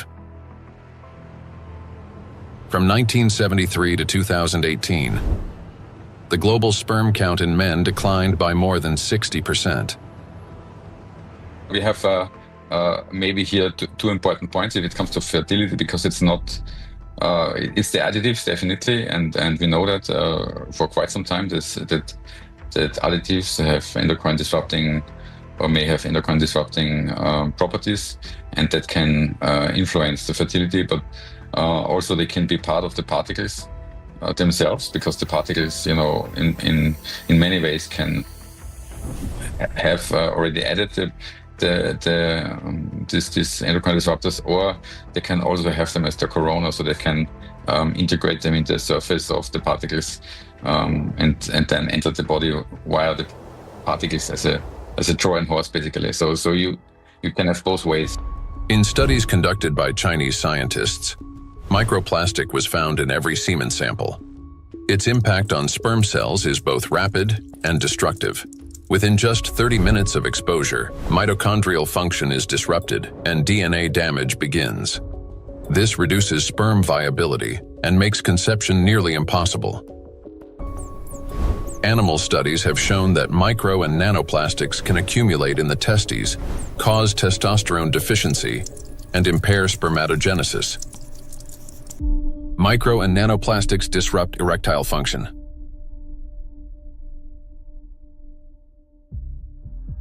Insufficient testosterone production can lead to infertility, reduced libido, erectile dysfunction, and in adolescence, delayed sexual development. Producing testosterone requires large amounts of energy in the form of ATP. Even small amounts of electrostatically charged nanoplastic entering the mitochondria can disrupt their function and decrease ATP production.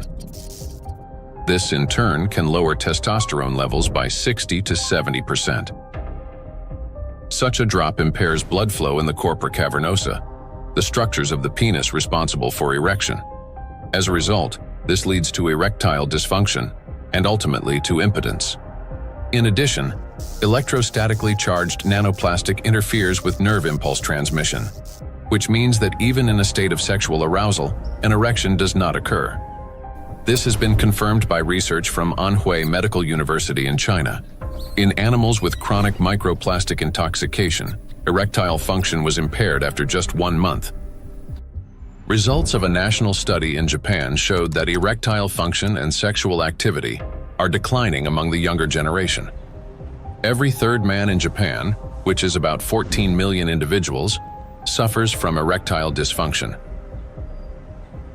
Moreover, young Japanese men, particularly those aged 20 to 24, exhibited decreased sexual desire, weak erections, difficulty reaching orgasm, and low levels of sexual satisfaction.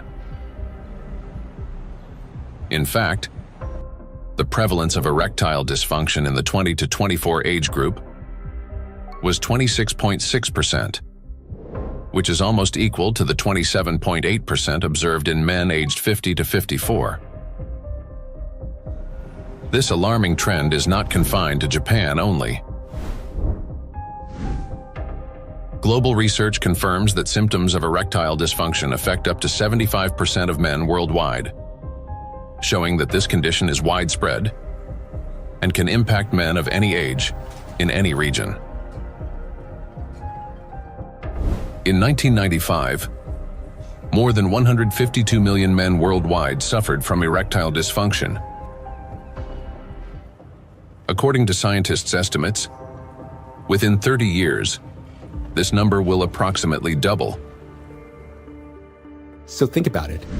If just one signal fails, the movement will not occur, a thought will not form, and an emotion will not arise. The same is true even for the most intimate aspect of human life. Everything depends on the precise coordination between neural and vascular connections. And it is this delicate connection that charged nanoplastics disrupt. Erectile dysfunction is no longer a rare condition. It has become a widespread reality, with symptoms now observed in 75% of men worldwide. Imagine jumping with a parachute that has 75% chance of not opening. Would you take that leap? That's how most of men feel today. The situation with female fertility is no less alarming. A 2025 study revealed the presence of microplastic particles in the follicular fluid of ovaries in 14 out of 18 women, with an average of more than 2,000 particles per milliliter. These data indicate that micro and nanoplastic particles can cross the blood follicle barrier. After entering the ovaries, micro and nanoplastic particles affect the egg cell and disrupt key mechanisms essential to the health of the female reproductive system. One of the most critical of these mechanisms is mitochondrial function.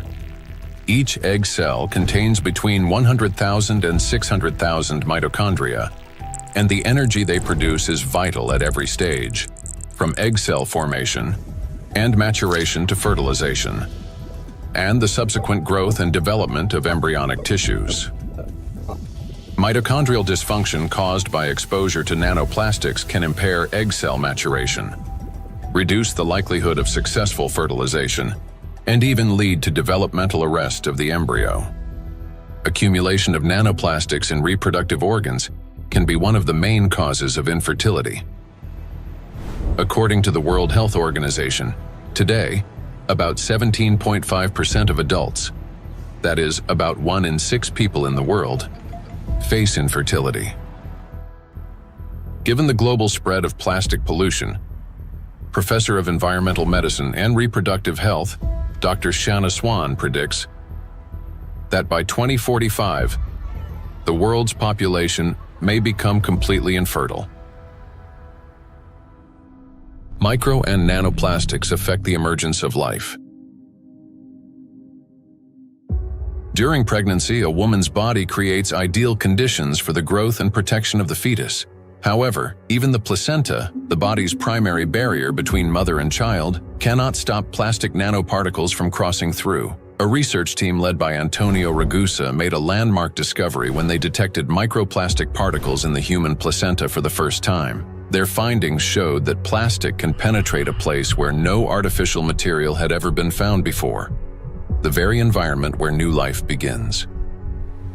I was in a wonderful place in Italy, in Sardinia, a place called Piscinas, in Sulcis, in the southwest of Sardinia, where the old mining areas are. It's a very remote, beautiful spot where there's nothing around for 6 or 7 kilometers. While I was walking, I suddenly saw these bright, colorful, sparkling things on the beach. I asked my wife, "What is this?" She looked at me a little puzzled and said, "Well, it's plastic." I said, "Plastic? How could plastic get here when there's nothing for 7 or 8 kilometers in any direction?" She looked at me again, with an expression that made it clear how little I understood, and said, "It comes from the sea, of course." And that's when something clicked in my mind. If plastic can spread through the ocean and end up in such untouched places, then it could also reach the inside of the womb, and so inside the bodies of babies. Naturally, from that intuition, I started pursuing this line of research. I'm a gynecologist. I help deliver babies. So I knew about plastics as much as everyone else, until a certain point. But I began reading and studying, and I reached out to some scientists who worked with microscopes. One of them was a brilliant professor working on the opposite side of Italy, in the Marsh region. She used a Raman microscope. A Raman microscope allows you to examine tissues and determine whether they have plastics inside them. Now we call it plastics, for simplicity. But of course, the term plastics covers a wide range of materials. There are dozens and dozens of different plastics. Let's say they are tiny pieces, polymers, that is, infinitely repeated tiny pieces of certain materials that we use every day, throughout the day. So we sent placentas to this professor, and she did an excellent job. She was able to locate and identify plastics inside placentas for the first time. The article we published in 2021 caused a bit of a scandal because the idea of plastics inside the placenta, inside our babies, was shocking to people. Because the plastic we find in the oceans is the same plastic we ultimately find in children. Micro and nanoplastics affect a child in the womb. Plastic triggers inflammation and disrupts blood flow in the placenta. This means the fetus receives less oxygen and fewer nutrients, increasing the risk of intrauterine growth restriction, hypoxia, and preterm birth. The more plastic there is in the placenta, the more likely it is that babies, unfortunately, are born prematurely. And these babies also tend to be smaller compared to those with lower levels of plastic exposure. We have to recognize that premature birth is the main problem facing humans today. In Italy, it's about 7%. In the United States, where the healthcare system is clearly less effective than Italy's, 12% of babies are born prematurely. So, in this sense, an increase in this number would mean an even greater burden for humanity, biologically, for families, and for everyone involved, and of course, economically, for those who care about costs. We know that these particles can be taken up by these particles going through the placenta and then being found in the embryo, and therefore indicating that already in very early life we have an exposure also to the embryo. The electrostatic charge carried by nanoplastics is especially dangerous in embryonic tissues, where even minor disruptions can lead to developmental abnormalities. In other words, nanoplastics begin harming the child's body even at the very earliest stages of its formation. Over the past 2 decades, physicians have documented an alarming increase in congenital birth defects. For instance, Chinese researchers have found that in China, the rate of such defects has nearly tripled. Similar trends have been observed in other countries. One of the fastest-growing congenital abnormalities in newborns is gastroschisis, a defect of the anterior abdominal wall in which loops of the intestine and sometimes other organs protrude through an opening in the abdominal cavity. The prevalence of this defect has increased over the past 3 decades. For instance, in the United States between 1995 and 2012, the percentage increase in gastroschisis ranged from 68% to 263%. An increasing number of children are also being born with hypospadias, a condition in which the urethral opening in boys is located in an abnormal position. In the United States, the incidence of hypospadias has risen by approximately 17% over the past 20 years. A recent growing number of cases involving congenital heart defects, Down syndrome, and other developmental anomalies have also been reported. Impact of micro and nanoplastics on children after birth. After birth, children continue to be exposed to micro and nanoplastic particles.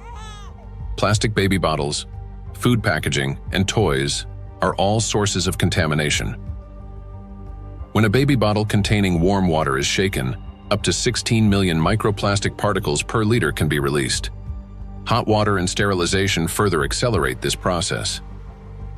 As a result, infants are exposed daily to millions of microplastic particles and trillions of nanoplastics.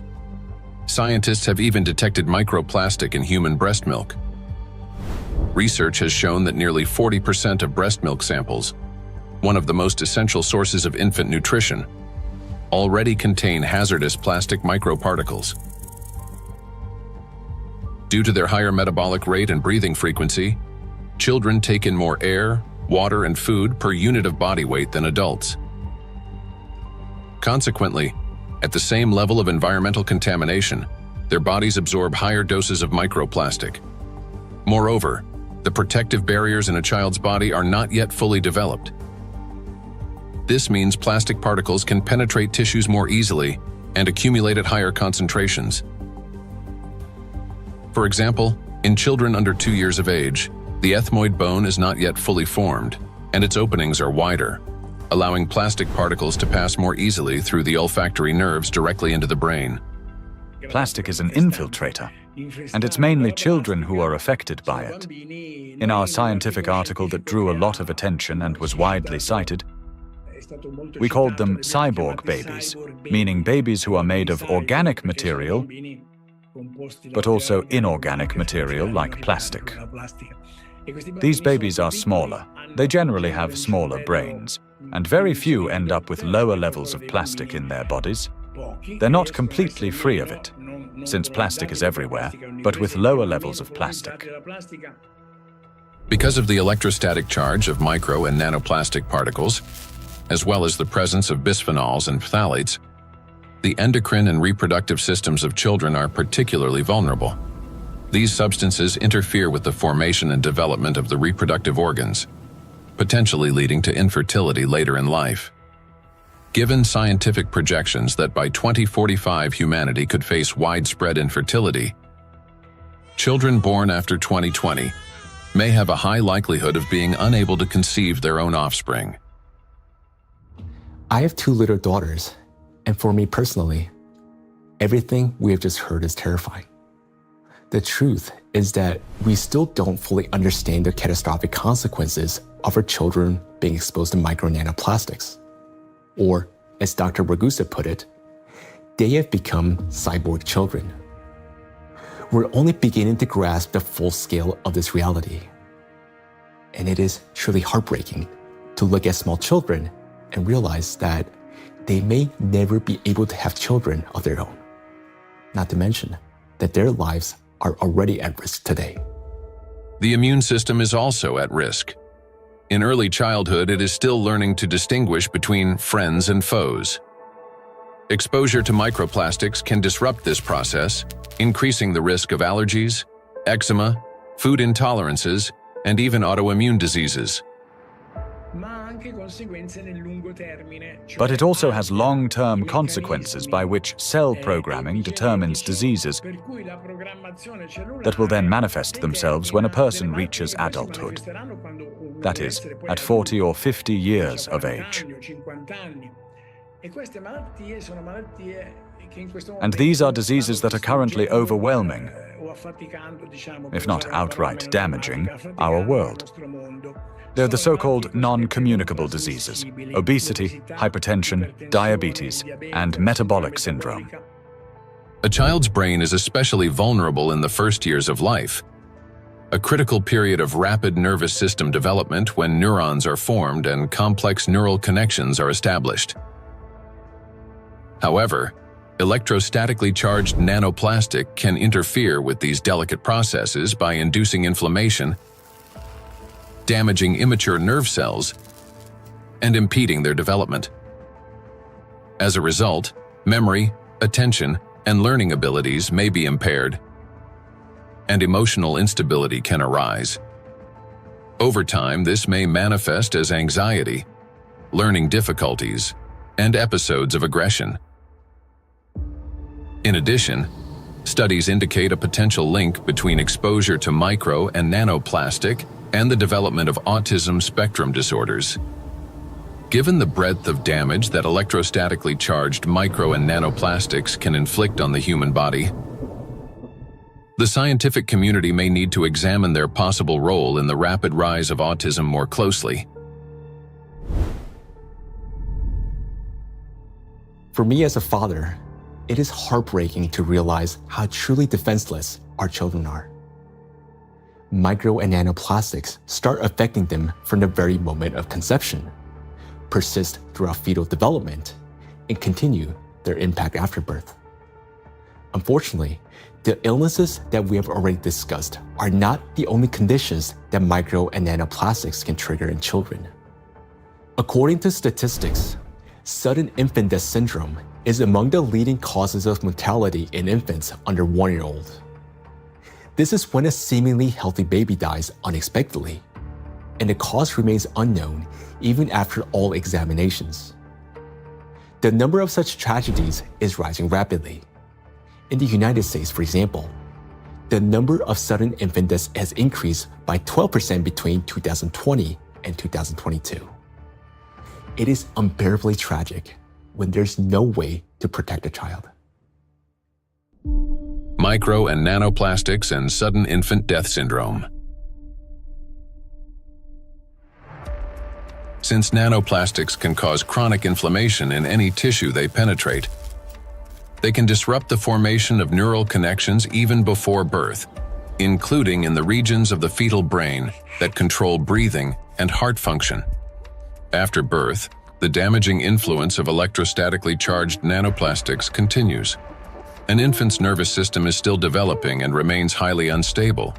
Therefore, even minor disturbances in signal transmission can lead to respiratory or cardiac arrest. These very functions are often impaired in infants who die from sudden infant death syndrome. Moreover, when micro and nanoplastics damage mitochondria, the affected cells begin producing less energy. To compensate for this deficit, they increase the number of copies of mitochondrial DNA and expand their population of mitochondria. Studies have shown that children who died from sudden infant death syndrome had a significantly higher number of mitochondrial DNA copies in their cerebral cortex compared with control groups, suggesting that this number may serve as a biomarker in cases of sudden infant death syndrome. Thus, exposure to micro and nanoplastics may be a key factor in the development of sudden infant death syndrome, as well as in a range of pathologies that contribute to premature infant mortality. We're unable to protect ourselves, and worst of all, our children from the effects of micro and nanoplastics. While modern diagnostic equipment capable of accurately identifying the true causes of disease and death is still not available everywhere, we can say with high degree of confidence that nanoplastics contribute to the development of many illnesses and may accelerate their progression. In those rare cases where detailed postmortem examinations were conducted, researchers have found significant amounts of micro nanoplastic particles precisely in the affected organs and tissues. For example, in brain tissues, atherosclerotic plaques, malignant tumors, and other pathological formations. But despite millions of deaths every year, such investigations into the presence of these plastic particles are carried out only in isolated cases. There are two main reasons for this. First, many laboratories simply lack the equipment required to reliably detect micro and nanoplastics. Second, doctors and researchers, they rarely consider the possibility that these particles could potentially influence the development or outcome of the disease. Consequently, medical reports continue to list familiar diagnoses, although behind them may lie an overlooked factor: the impact of micro and nanoplastics on the human body. I understand that hearing this part of our investigation may have been very difficult. It was for me as well, believe me. But the impact of micro nanoplastics on all of us is not something we can continue to ignore. This is a crisis already underway, one that remained unnoticed for so long because the threat has been working silently within. Every day, and I'm not talking about every year or every month, but every single day, the amount of micro and nanoplastics around us continues to increase. Large plastic waste constantly breaks down into smaller particles, and these particles eventually enter our bodies through the food we eat, the water we drink, and the air we breathe. This means that with every meal, every sip of water, and every breath, huge quantities of nanoplastics enter our bodies and begin their destructive work. Their harmful effects on our cells grow in direct proportion to their concentration. And this is a scientific fact. What's even more alarming is that today, there is already so much micro nanoplastics accumulated in the ocean that it will be enough to destroy the entire biosphere, including humans, at least 3 times over. When we hear about threats of such magnitude, our instinct is to run away from them. And I understand that. It may feel like the only logical response is to eliminate plastic from our lives completely, or better yet, to take our family and move to some pristine corner of our planet. But would that really solve the problem? In fact, where could we possibly go to escape micro and nanoplastics? Finding solutions.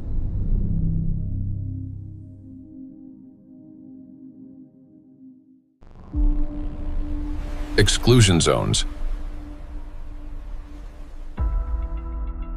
One of the essential things is the environment we live in, and plastic is one of the most important factors shaping it.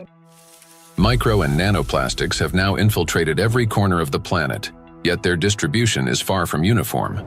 Some regions accumulate especially high concentrations of plastic particles, and nowhere is this more pronounced than in the oceans. Each year, roughly 11 million tons of plastic waste enter the ocean.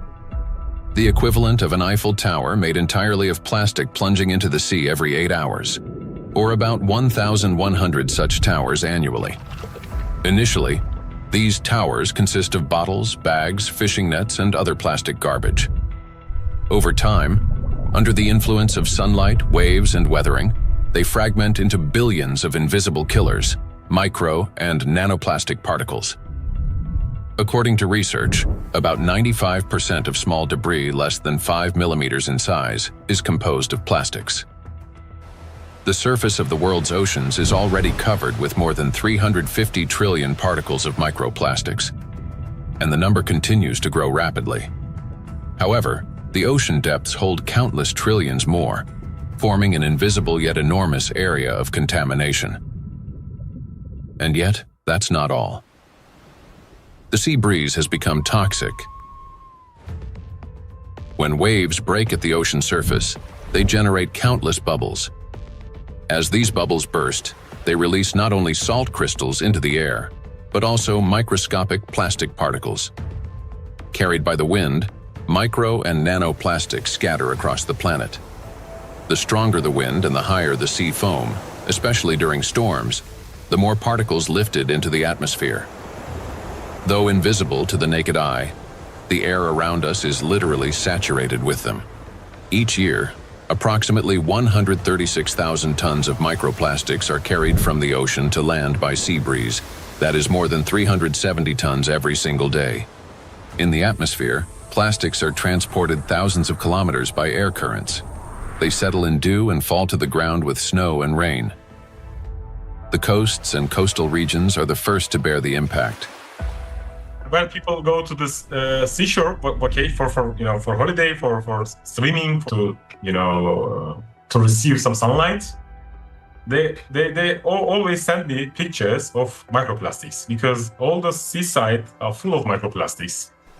A study conducted in a coastal city in eastern China found that a person can inhale up to 1 million microplastic particles per year simply by spending time outdoors. The greatest danger comes from particles smaller than 100 micrometers, which can easily enter the respiratory tract. Because most of the coastal countries in the Mediterranean Sea don't have proper waste management system, so they release many huge amount of plastic waste into the Mediterranean Sea. This is the first reason. The second reason, we have two rivers in here in this part of the Mediterranean Sea, Seyhan and Ceyhan. These two rivers, in 2 of the 5 most polluted rivers in the Mediterranean Sea. Recycling actually makes those 2 rivers most polluted rivers in the Mediterranean Sea. They carry more than 5,000 tons of plastic waste into Mediterranean Sea every year. It's too much. And also, the coastline in the Turkish coast has pollution like 31 kilogram per kilometer per day. Every day, 31 kilogram of plastic waste reach that coast in 1 kilometer coastline. It's too much. Just imagine, 1 plastic bottle is 10 gram or 15 gram. You can imagine how many plastic bottle strand on those coastlines. Dr. Sarju Ganatra is a cardiac oncologist and director of the Cardiac Oncology Program at Lehigh Hospital and Medical Center. He leads research at the intersection of cardiovascular medicine, oncology, and environmental sustainability. According to his study, which was presented to the American Academy of Neurology, living in coastal areas is associated with an increased risk of brain and mobility disability. The reason for this is the high concentration of microplastics in the water, air, and soil of these regions. It's alarming, truly, that what we are seeing, that people living close to the coastal water with high amount of microplastic concentration in the seawater, they have higher prevalence, higher rates of various cardiovascular disease, stroke, diabetes, and other metabolic conditions, as well as cognitive mobility and self-caring disabilities and abilities to live independently essentially are less in that population. Researchers analyzed health data from residents of 218 coastal counties across the United States, comparing CDC reports with levels of environmental microplastic pollution. The findings are striking. Memory and cognitive impairments occurred 9% more often among residents of areas with high concentrations of micro and nanoplastics, compared to those in areas with low concentrations. Motor disorders were 6% more frequent. Difficulties with self-care, such as dressing or maintaining hygiene, were 16% more common. Inability to live independently, including managing finances or shopping, was 8% more frequent. In coastal regions, where the concentration of micro and nanoplastics far exceeds that found in inland, people are already paying the price, not only with their health, but with their lives. In a study led by Dr. Sarju Ganatra, scientists compared regions with high and low levels of microplastic pollution. But this raises an important question. That is, what does low level mean today? To answer this, let's look at the numbers. Dr. Ganatra defined a low level of contamination as one tiny plastic particle per 200 bathtubs filled with seawater. At first glance, that might sound negligible. But when that single particle breaks down into nanoscale fragments, the number of particles increases not by tens or hundreds, but by millions of times. Let's consider a simple calculation. Suppose the volume of one such tiny plastic particle is just 1 cubic millimeter, roughly the size of a grain of sand. Over time, it breaks down into many smaller pieces. Now, if we assume that this single microparticle disintegrates into fragments about 100 nanometers in diameter, that would generate about 1 trillion particles. And if their size decreases to 10 nanometers, the number would skyrocket to 10 to the 15th, or 1 quadrillion nanoparticles, all from a single microparticle. So what does this mean in practice? It means that even one glass of such clean water, which hardly exists anymore, would potentially contain about 5 million nanoplastic particles. And for the human body, after drinking just one glass, at least 5 million cells will be put at risk. So can this so-called low level of contamination truly be considered safe? Each of those 5 million particles entering a body can trigger inflammation, cause hypoxia, and disrupt communication between neurons. Note that these effects aren't always immediately noticeable. A mild headache, occasional fatigue, anxiety, or difficulty concentrating. All these may be early warning signs of cognitive decline, neurodegenerative diseases, disability, and ultimately, death. These symptoms are particularly evident among people who live or spend significant time near the coastal regions. And the decline in their health is an early warning sign, a reflection of a much larger crisis unfolding across the world. Do you remember Professor Gundotu saying that the coastal countries of the Mediterranean don't have an adequate waste management system? Well, according to research, the concentration of microplastics in this region is about 4 times greater than North Pacific Ocean, where, by the way, the Great Pacific Garbage Patch is located. And in addition to 5 already known invisible garbage patches, researchers have identified a 6th garbage patch hidden in the Mediterranean Sea. It's called invisible because it consists mostly of microplastics. And unlike other oceanic garbage patches, which are at least far away from the densely populated coastline, this one is surrounded by 21 countries. It's a home to nearly 500 million people. We can say that this is the most dangerous garbage patch of the planet, because here, the plastic has already broken down into small sizes that are dangerous for life. Everyone living in the Mediterranean is constantly breathing air with an extremely high concentration of micro-nanoplastics. This is an extremely dangerous zone that should have been long ago been designated as an exclusion zone. Now, recall the battery example and imagine how many charged particles are present and how much energy is concentrated there. That's why the Mediterranean Sea is warming faster than the rest of the world's oceans. This is very serious because Mediterranean plays a key role in shaping the climate of Europe and the Mediterranean countries. It affects the weather patterns, rainfall distribution, and even the ecosystems of the entire region. It is precisely this extreme warming here, driven by micro and nanoplastics, that is intensifying the climate anomalies, extreme weather events, and even natural disasters throughout the Mediterranean.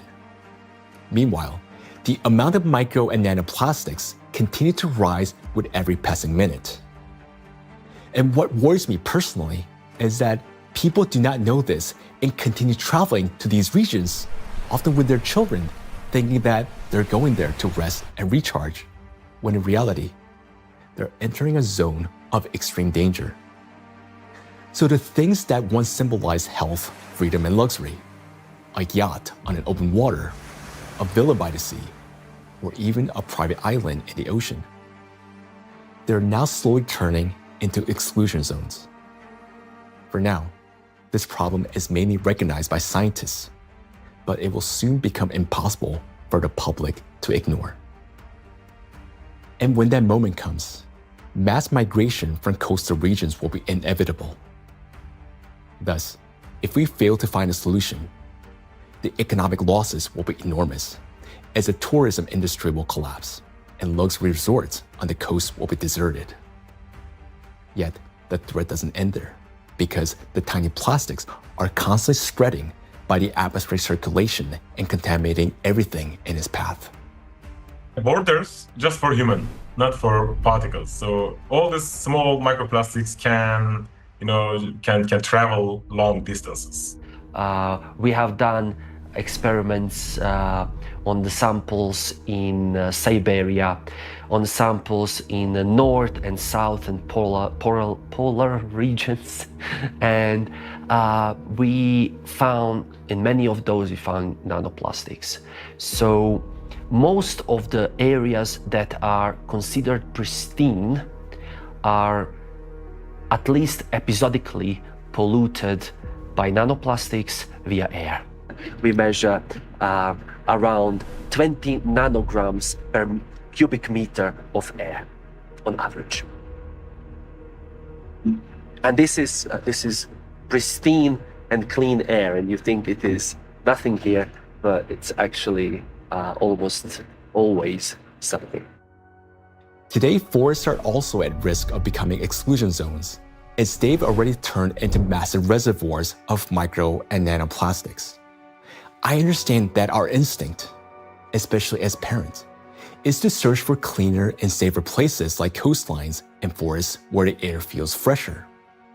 But the paradox is that these very places have already become some of the most dangerous environments for human life.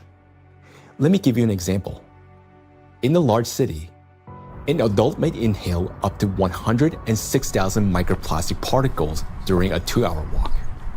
Yet, in areas near the bodies of water, that number far exceeds that, and those 2 hours may be enough to trigger a cascade of diseases, whereas for some individual, a fatal outcome. It is important to understand that when a single micro or nanoplastic particles enters a cell, it destroys more than just that one cell. After the cell dies, the plastic particle is not eliminated from the body. It continues to move throughout the body, damaging other cells and triggering a chain reaction of destruction. This process is endless because plastics, as we know, can recharge and retain electric charge. The more microplastics enter a body, the faster this destruction spreads cell after cell, organ after organ. And time becomes critical here because our body has limited resources to fight this damage, while nanoplastics, they're not expelled. Instead, they continue to accumulate in ever-increasing quantities, destroying us from within. Nanoplastics are perfect killers not only of humans, but of the entire biosphere, and it's impossible to hide from them anywhere. They're literally pushing us out of the world we once knew. Micro nanoplastics are already affecting our planet as well as the climate. And moreover, they're intensifying already devastating natural disasters and contributing to the worsening geodynamic crisis. Climate and plastic in a single cycle of destruction. The world ocean is the largest system of our planet. It regulates climate and serves as the main source of oxygen. The ocean and the atmosphere form a single, interconnected climate system. Water has a remarkable ability to absorb and store immense amounts of heat, increasing its temperature only gradually. The accumulated heat is then evenly redistributed across the planet and transferred to the atmosphere. This property of the ocean to efficiently dissipate heat from the Earth's interior protects the planet from extreme temperature swings and helps stabilize the climate. But massive contamination of the oceans with micro and nanoplastics is disrupting this finely tuned mechanism. Electrostatically charged plastic particles bind water molecules, forming hydrate shells around themselves. This alters the physical and chemical properties of ocean waters. This has already reduced its thermal conductivity and created pockets of overheated zones where heat can no longer dissipate. Consequently, overall ocean warming is accelerating. This topic is explored in greater detail in the documentary Anthropogenic Factor in the Ocean's Demise. Excessive ocean heating, in turn, increases evaporation and disrupts atmospheric circulation. As a result, both the temperature and humidity of the atmosphere rise. Electrostatically charged nanoplastic particles act as condensation nuclei, causing moisture droplets to freeze at lower altitudes and at higher temperatures, 4 to 10 degrees Celsius. This accelerates cloud formation and contributes to abnormal weather events, large hail, extreme downpours, and disruptions of the hydrological cycle. Charged plastic particles are already influencing weather formation, affecting flight safety, cloud development, and even where and how the precipitation occurs. In other words, microplastic has already become a driver of climate instability. We know what particles doing in the air, they produce clouds. If we have a particle in the air, the water vapor sits on these particles and forming clouds. So therefore, we want to understand how much nanoparticles influence the formation of clouds. And therefore, of course, in the alpine region, it can trigger the cloud formation and so also thunderstorm or extreme weather events. When you have a big storm event, many micro and nanoplastics get released from the environment when they have been trapped in the soil, in the riverbeds, on their surfaces and things like that, and get mobilized in the air. So you then after storm, you have even more pollution. This process sustains itself, creating a feedback loop. Ocean warming increases water evaporation. Even more nanoplastic rises into the air with the vapor, and even more energy accumulates in the atmosphere, further heating the ocean. According to data, every degree of warming increases air humidity by 7%, and lightning frequency by at least 12%. Thus, more heat, more moisture, more plastic in the air, more lightning, and the cycle continues endlessly. Observed trends indicate that this energy buildup is accelerating exponentially. And with each passing year, climate anomalies are becoming more distinct and more destructive. We are seeing the hottest summer in Europe after having a record-breaking summer last year. Similarly, here in the northeast of US, we are seeing record-breaking temperature. Every year for last 2-3 years, we are saying, oh, this is the hottest day. And then the next year comes and there is a new hottest day. The nighttime temperature in Southeast Asia is not dipping at all in many places and kind of trapping the heat. So our body is not getting even that relief at nighttime. There is increase in air pollution. There is increase in all sorts of chemical pollution. And so if you think about this holistically, it's a huge impact on the planetary health. And I think this is a time, this is a reminder that we are part of the planetary system. We belong to it. We are not separate from it. And until we think holistically, I think, we'll define one issue, we'll define one threshold, we'll continue to go after that, maybe even solve it scientifically. But until we think holistically and act holistically as a community, as a society, I think we are in trouble. We have reached a critical point where it's no longer possible to solve the climate crisis without simultaneously addressing the plastic pollution, and vice versa. The two are interconnected, each reinforcing the other. And as we continue to study this issue, the picture becomes even more alarming because we're now beginning to understand what is truly happening. I am. Both for myself and my family, but also for the future generations. There was a time where I thought that, the climate change is real, of course, but this is for future generations to be affected by, and I was still equally concerned. But in no time, and I would say in less than 5 to 10 years, we started from that mindset and time frame. Within 5 to 10 years, we started feeling it. Getting impacted by it in our day-to-day life.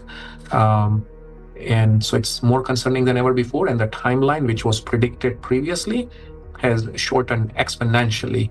The impact we are seeing on a global climate, from ambient air to the thinning of the Arctic ice, and it's not linear model, right? I mean, the physics is gonna play out. The thinner the ice, it's gonna take much less amount of time to melt it, even the same volume, in a much shorter period of time. So I think these timelines are really concerning, and I am afraid, yes. Indeed, many signs indicate that our planet's energy balance has been disrupted, and natural processes are intensifying exponentially. Consequently, we may have less and less time to respond, and nanoplastics are playing a key role in this acceleration. In the past, excess heat from the Earth's interior was removed gradually, step by step, yet effectively. It was first partially absorbed by the oceans, and then transferred into the atmosphere, and then finally released into the space. This sequential process prevented excess energy from accumulating within the Earth's interior or the atmosphere, allowing the planet to cool and reduce the thermal load on the inner layers. But today, this natural mechanism has been disrupted. Nanoplastics no longer merely affect the climate, but they also exacerbate the geodynamic crisis and intensify natural disasters by obstructing the release of heat from our planet's interior. The role of micro nanoplastics in this process is described in detail in the report on the progression of climate catastrophes on Earth and their catastrophic consequences. So our entire planet is contaminated with micro and nanoplastics, and we have nowhere to escape to. These particles are in us, in our children, disrupting and destroying more and more cells in our bodies. This is why confronting plastic pollution is no longer optional. It is essential for our survival. The first and most obvious step may appear to be eliminating the use of plastic and recycling the waste that has already accumulated. But we must ask ourselves, will that truly be enough? The illusion of addressing plastic pollution. Even if we were to stop plastic production today, even if the last plastic bottle we discard today, it's going to last there in our oceans for at least 400 plus years. And then the journey of micro nanoplastic begins. And so we have a poster in our cafeteria where we say that, you may not see your grandkids or great-great-great-grandkids, but I will, saying the plastic bottle. And I think that's true. If we look at the scale of plastic pollution in the oceans, it becomes clear that a complete cleanup can take millennia. Today, the world ocean contains about 200 million tons of plastic waste. Meanwhile, every year, around 20,000 tons are extracted. That's less than 1/100th of 1%, a negligible fraction compared to the existing volume. At this rate, fully cleaning the ocean would take about 10,000 years. And that's only if we stopped all plastic entering the ocean starting today. Plastics are entering the environment currently at a rate that far exceeds our capacity to remove it from the environment or to mediate the wastes. Let's assume humanity achieves a technological breakthrough, invests enormous resources, and increases cleanup efficiency 5-fold. Even then, the process would still take around 2,000 years. In reality, we cannot cope even with the current annual influx of pollution, let alone eliminate the consequences of what has been accumulating for decades. Not only are we unable to remove all the plastic that has built up in the biosphere, but attempting to do so could also endanger living organisms. There are some organization initiatives, they are trying to collect the waste, accumulate that garbage patches, that locations. They are also collecting non-stone, the organisms living just the 15 centimeter of the first layer of top ocean. So those organisms, using that, those artificial material as a, hunting ground, nesting ground, feeding ground, or, they are laying egg on those plastics. So when you remove all these plastics, you also remove all those organisms. So because removal itself also another problem. So once plastics get in the environment, there is no proper and harmless way of removing these plastics from those environments.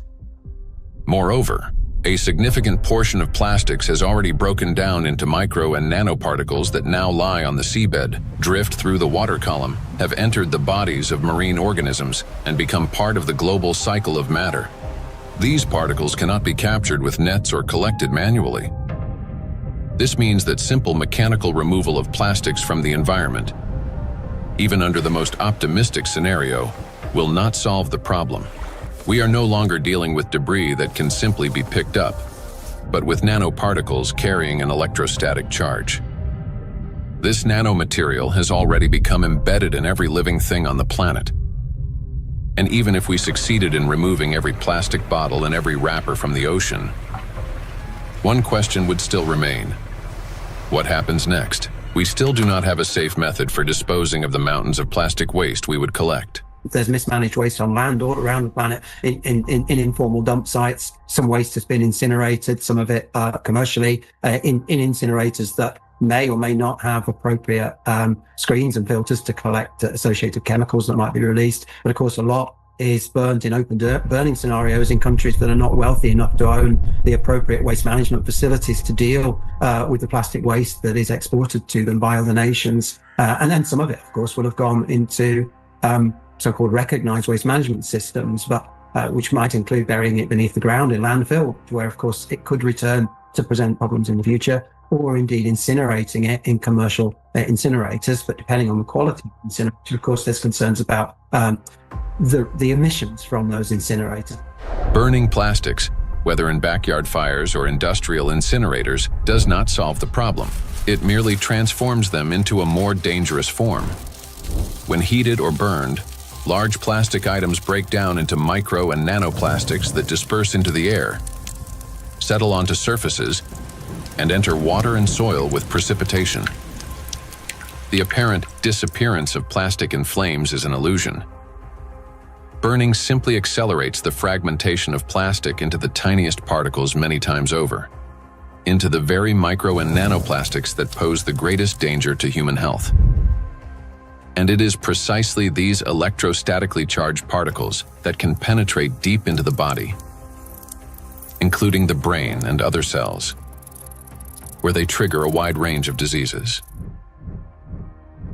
When you put plastic in a recycling facility, at first they will shred big plastic to generate flakes and small pieces of plastics, and then during that shredding, they also use for washing. They have to wash to remove some unwanted material on plastics. During that washing, material lose many. I mean, the huge percentage of the total mass. So those lost material will go to the wastewater stream. Recycling activities, practices, feeding microplastic pollution in the waterways. A simple and regular recycling facility can generate billions microplastics and then release into the either wastewater stream or waterway. And unfortunately, what I see with some of the things that are claimed to be a solution is that they're not necessarily properly tried or tested before they're put into the market, and there may then be potential for unintended consequences. Pyrolysis. At first glance, it looks like a technological miracle. We take plastic waste, heat it to 800 degrees Celsius without oxygen, and obtain fuel. Instead of piles of garbage, we get gas, liquid, and a small carbon residue. Sounds promising, doesn't it? But this technology has a flip side, an invisible and far more dangerous one. During high-temperature decomposition, plastic does not simply disappear. Pyrolysis is accompanied by emissions of dioxins and furans, some of the most toxic substances on the planet. They are carcinogenic, disrupt the endocrine system, and can accumulate in human tissues. They are hazardous even at low concentrations. Even if you manage to obtain 600 liters of liquid fuel from 1 ton of plastics, the price of such fuel is a threat to human health and life. By relying on such disposal methods, we're only accelerating the transformation of plastics into an invisible, yet far more dangerous form. Let me remind you that the amount of micro and nanoplastics present in the ocean alone is already more than enough to destroy our entire biospheres, including the humankind 3 times over. Meanwhile, microplastics continue to disintegrate, generating vast amounts of nanoplastics. Recall Dr. Kenner's example. A single microplastic particle can fragment into billions of nanoparticles. And with countless microplastics already present everywhere, constantly breaking down into even smaller fragments, this process is driving the destruction of humanity and of everything around us. Today, many people have started turning this crisis into a business, inventing all sorts of methods that supposedly remove microplastic from the body. And people are willing to pay large sums for these treatments. But the real question is, do they actually work? False hope. Today, in healthcare and even in some scientific circles, there's growing discussion about alleged methods to cleanse the human body of microplastics. A variety of approaches are being promoted, including plasmapheresis, hemosorption, mechanical filtration devices, dietary adsorbents, and so-called natural supplements claiming to detoxify the body. At first glance, it all sounds reasonable. If there's something toxic in the body, it should be removed. But the truth is that these methods don't actually solve the problem. I don't think any scientifically proven techniques exist to filter out the micro nanoplastic from the blood. It gets deposited in the organs themselves, which is not really something you can filter out by sending the blood to some filtration machine. Nanoplastics have already penetrated inside human cells. They are not just circulating in the bloodstream like an unwelcome guest you can simply escort out. They have become part of the body's internal environment. Yes, we can cleanse the blood with sorbents or filter plasma. But how effective can such procedures truly be? We started this plastic production and the usage of these materials, which have a lot of, positive effects. That we in the hospital, I just, when I look around in my, daily work environment, I guess that 80% of everything I touch in the hospital is of plastic, starting with my gloves. And probably 80-90% of the machine itself is made of the plastic. And that's a very important point for healthcare. What's more, the very solutions used for blood purification procedures also contain plastics. When you get sick, you are going to a hospital, you probably will go to the hospital for treatment, and then they will give you some solutions, some infusions, like they will put something inside your vein, and then they transfer some liquid from plastic package to your blood system. So those intravenous solutions has at least 62 microplastic particles per liter. So this is direct transfer exposure microplastic to human system, blood system. So we end up with a paradox. We are using plastics to try to eliminate the consequences of plastics. Such procedures may indeed reduce the overall toxic load, but they don't address the core issue. They don't extract plastic from cells, don't neutralize its electrostatic charge, don't restore disrupted signaling pathways, and don't protect the brain, immune system, or mitochondria. An individual has every right to try such methods. It is their personal choice, but it's important not to harbor illusions. Those procedures will not restore lost health. Moreover, plastic isn't just a material used for packaging and household goods. It is the backbone of modern industry, healthcare, transportation, electronics, construction, and even space technology. It's the second most common material on Earth after concrete, so it's extremely widespread. I think going forward, it's going to be really important that we retain the important uses of plastic, because plastics are not here the enemy.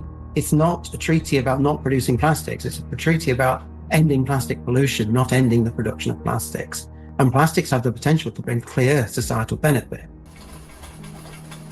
That is why the main goal today isn't to stop plastic production, but to find ways to reduce the impact of micro and nanoplastics on human health and the environment.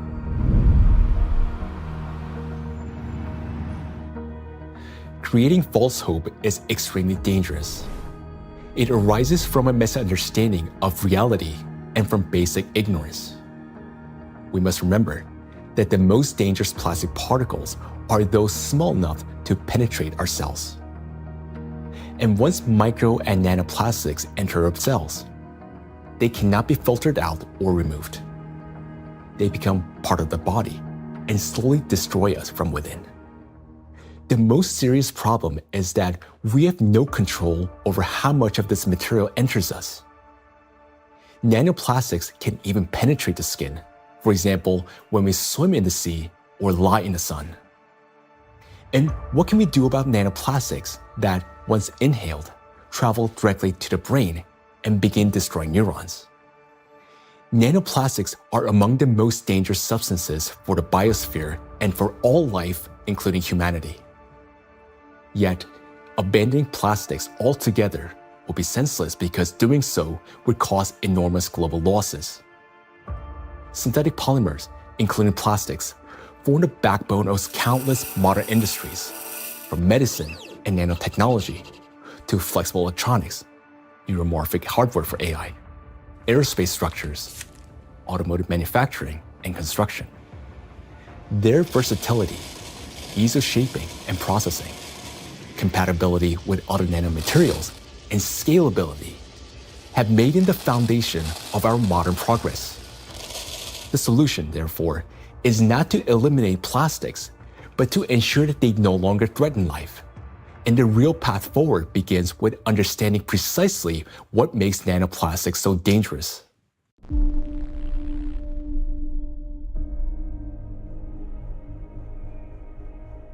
Now, we already know that electrostatic charge is the basis for their destructive power. It is this charge that allows plastic particles to cling to membranes, cross biological barriers, including the brain, bind to proteins, and interfere with genetic processes. The charge transforms plastic from something inert into a tiny, yet powerful destructive force within the biosphere and humankind. Understanding this, the scientific group of ALLATRA was the first to propose a strategic direction, that is, to deprive nanoplastics of their ability to accumulate and retain electric charge. Note that countless nanoparticles exist around us, yet most do not penetrate or destroy our cells. Only plastics do because of their electret-like behavior. Thus, if we can eliminate this property, then we can turn micro nanoplastics into inert and harmless particles that no longer pose danger to us or to the biosphere. Now, how did the scientific group of ALLATRA come to understand this and become the first to propose a solution? The answer goes back many years and to the work of Dr. Igor Danilov, a vertebrologist and researcher who spent many years studying spinal diseases. Over 20 years ago, he was actively engaged in scientific research focused on investigating degenerative processes in intervertebral discs. His work included a comprehensive experimental and clinical study to understand morphological and biochemical changes occurring in the nucleus pulposus, intercellular substance, and cartilaginous tissue of intervertebral discs. While studying cellular processes, Dr. Danilov focused on immune regulation and pathological reactions that could trigger cell degeneration. He noted that mitochondrial dysfunction was one of the main drivers of these changes, and this insight became the starting point for investigating what might be disrupting cellular function. Dr. Danilov frequently visited specialized laboratories, and in the course of detailed analyses, he found foreign particles inside the cells, which he later identified as plastic. This discovery became a key moment in his research, as he began to analyze possible mechanisms by which plastics affect cells. Through his investigations, Igor Danilov determined that the negative impact of tiny plastic particles on cells stems precisely due to the damage they cause to mitochondria. This conclusion was based on observations that cells containing these tiny plastic particles showed clear signs of mitochondrial dysfunction, which in turn exacerbated degenerative processes. Here, Igor Danilov suggested that the ability of plastic particles to penetrate cells may be due to their electret-like behavior. That is, the ability to accumulate and retain electrostatic charge, which allows them to form a biological shell around themselves.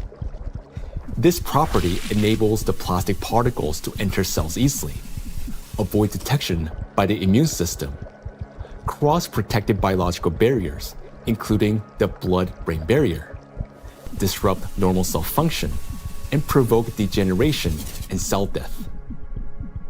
On this basis, Igor Danilov proposed that to neutralize these tiny plastic particles, we must deprive them of their ability to accumulate and retain charge.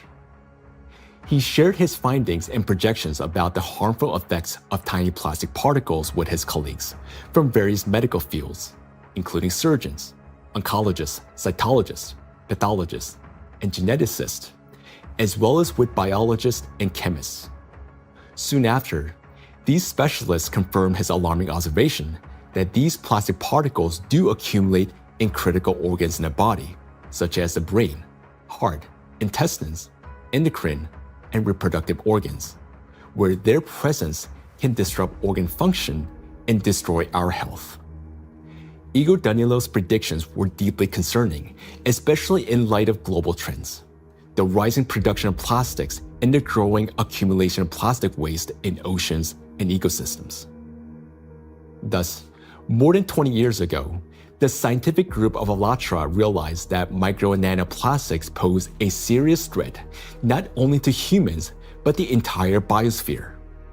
And each year, the number of these particles continues to grow, worsening the situation amid accelerating climate and geodynamic changes on the planet.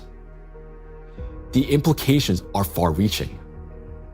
If we can eliminate the charge from micro nanoplastics, we will not only eliminate their destructive impact on human health, but also remove the excess energy accumulating in the biosphere, the energy that currently fuels the geodynamic crisis and intensifies natural disasters.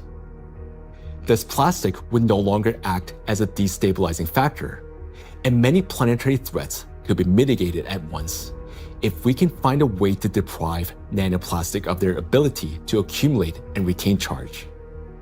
The question is, how can we achieve this? Well, let's be honest. This task is extremely difficult. It will not be enough to simply figure out how to neutralize the electrolyte behavior of these tiny plastics in a test tube. We must learn how to achieve this for every micro and nanoplastic particles already present in the biosphere, including those inside the human body, and do so without harming people or nature. Given the unprecedented scale of this challenge, solving it will require collaboration among experts across many disciplines: biophysics, nanotechnology, molecular toxicology, material science, and medicine. Plastic pollution is not a narrow environmental issue. It's a systemic global challenge that affects health, safety, natural resources, the stability of our civilization, and life itself.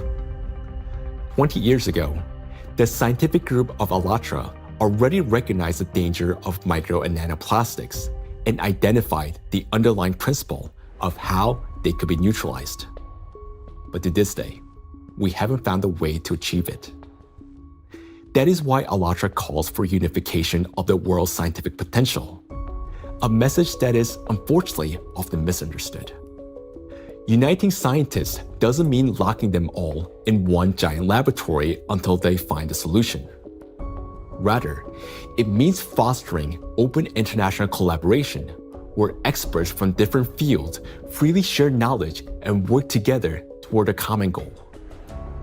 It's about aligning research methods, promoting open data exchange, developing compatible monitoring tools, and making coordinated policy decisions. The scientific community has already proven that such collaboration is possible when humanity unites around a common goal. Consider the Human Genome Project. Hundreds of institutions across dozens of countries, operating under unified data standards, achieved a breakthrough that transformed the course of science and medicine. In the same way, addressing the plastic crisis will require global cooperation, a collective effort to protect both ourselves and our planet. The ALLATRA International Public Movement actively supports the initiative of Pope Francis, Laudato Si, which seeks to raise the awareness of the importance of protecting our common home, the planet Earth. It is very important to emphasize that Laudato Si is far more than just a call to care for nature. It is a practical and scientifically grounded guide, a roadmap for transforming our world and creating a better world for future generations. The encyclical provides a clear direction toward a sustainable future, uniting ecology, climate justice, and humanity's shared responsibility for protecting our common home. The ALLATRA movement, fully embracing these principles, views Laudato Si as a powerful catalyst for global cooperation in addressing environmental and social challenges, and preserving the delicate balance of our planet. Cardinal Peter Turkson, the Chancellor of the Pontifical Academy of Sciences, is widely recognized for his dedicated work in ecology and social justice.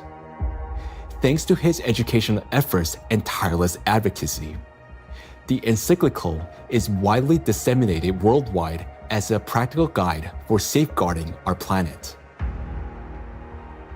It is a great honor for us to introduce Cardinal Peter Turkson, who will speak about the efforts being made to promote the encyclical Laudato Si and to put its principles into practice. So, question is, how can we get Laudato Si to be widely read? Of course, it's a book that is there. I have presented it at the United Nations. I presented it at UNESCO in Paris. I presented it at Davos World Economic Forum. So I've talked about Laudato Si in several environments. I've also had a chance to present it even in university groups. Ohio State was the first group that wanted to hear about Laudato Si. And since then, I've been in Dayton, I've been in San Diego. And therefore, to get Laudato Si well known, we decided to create what we call Laudato Si Action Platform, which identified, in fact, 7 actors of Laudato Si. So churches means churches, mosques, synagogue, all places of worship, places of studies, basic university type of studies, educational centers, offices and factories. So we identified these 7 groups, say, okay, follow a team for 7 years and see what you get.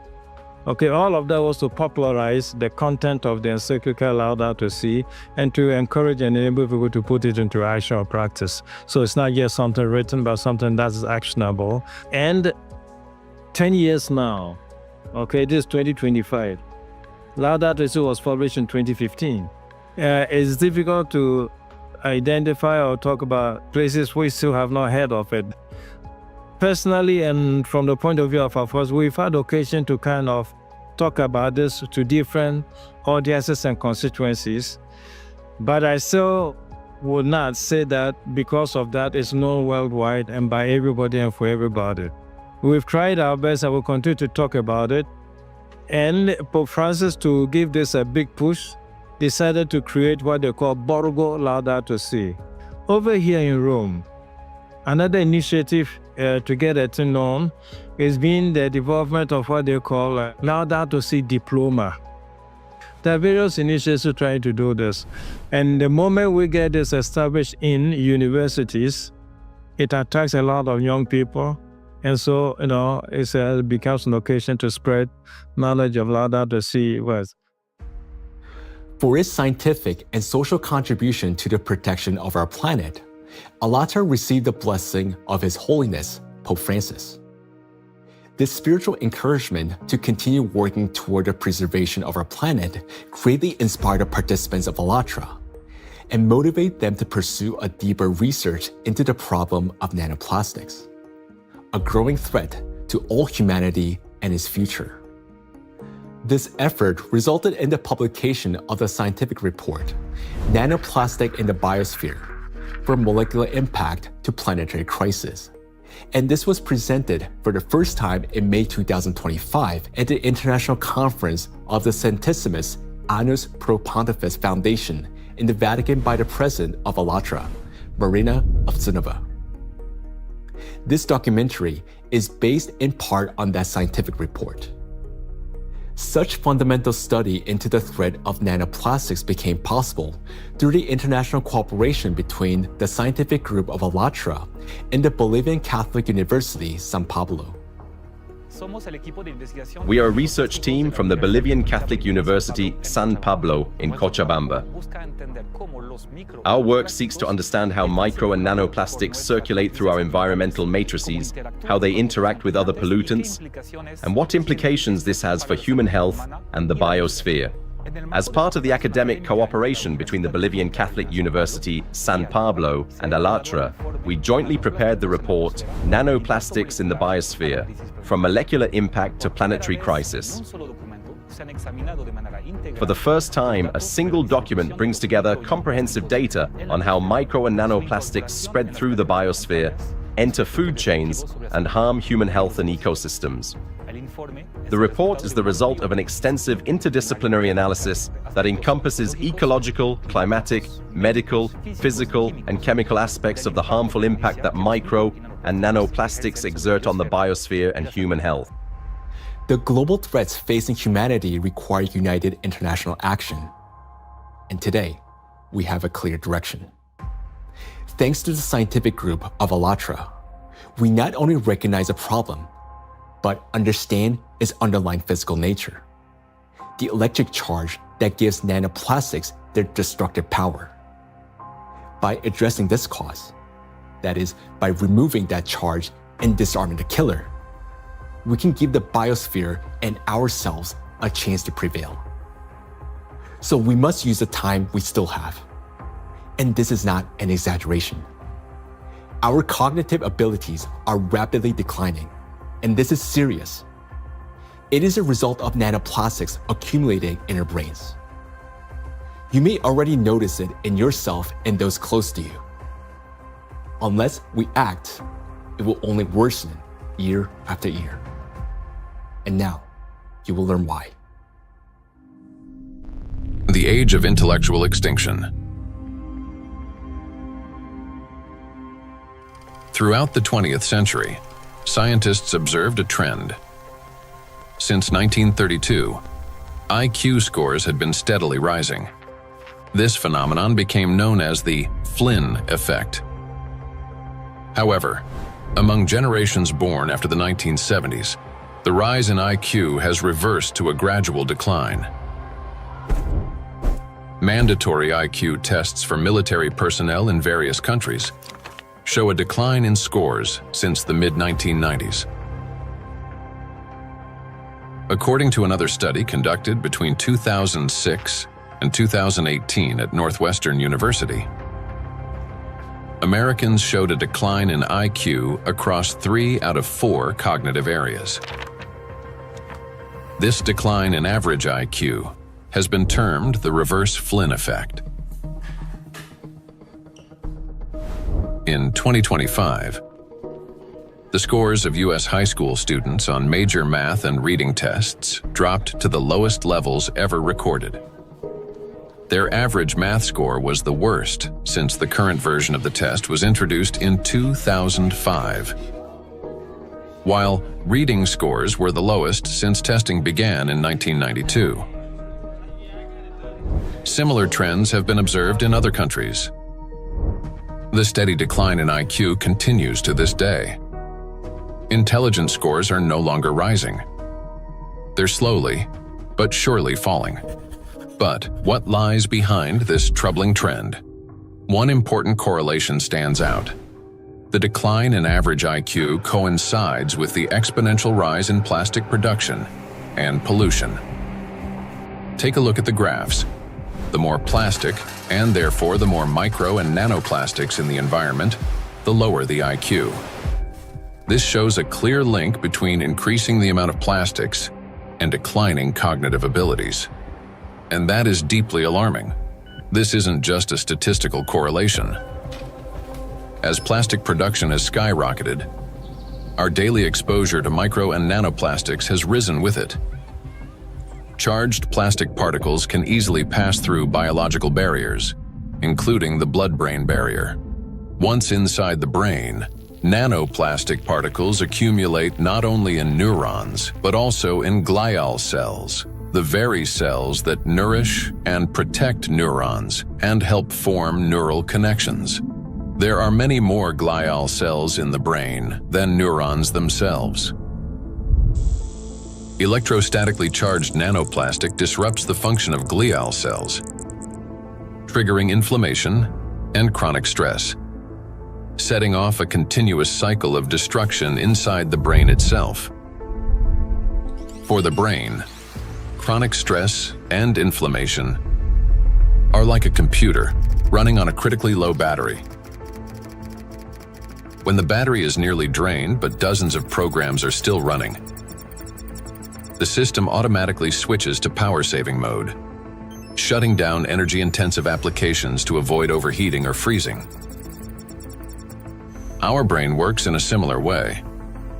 When stress and inflammation reach a critical point, the brain, like a computer, will eventually shut down its most energy-demanding regions to survive and conserve energy. The first to go offline is the prefrontal cortex, the youngest and most complex part of the brain. It's considered the control center, responsible for such essential functions as intelligence, behavioral regulation, and the ability to think logically, consistently, and rationally by comparing facts and drawing conclusions. The most dangerous part is that the shutdown of the prefrontal cortex happens silently, without our awareness, and we won't even realize it. The brain will switch to its basic survival programs. The ancient rapid response system, the limbic system, takes over.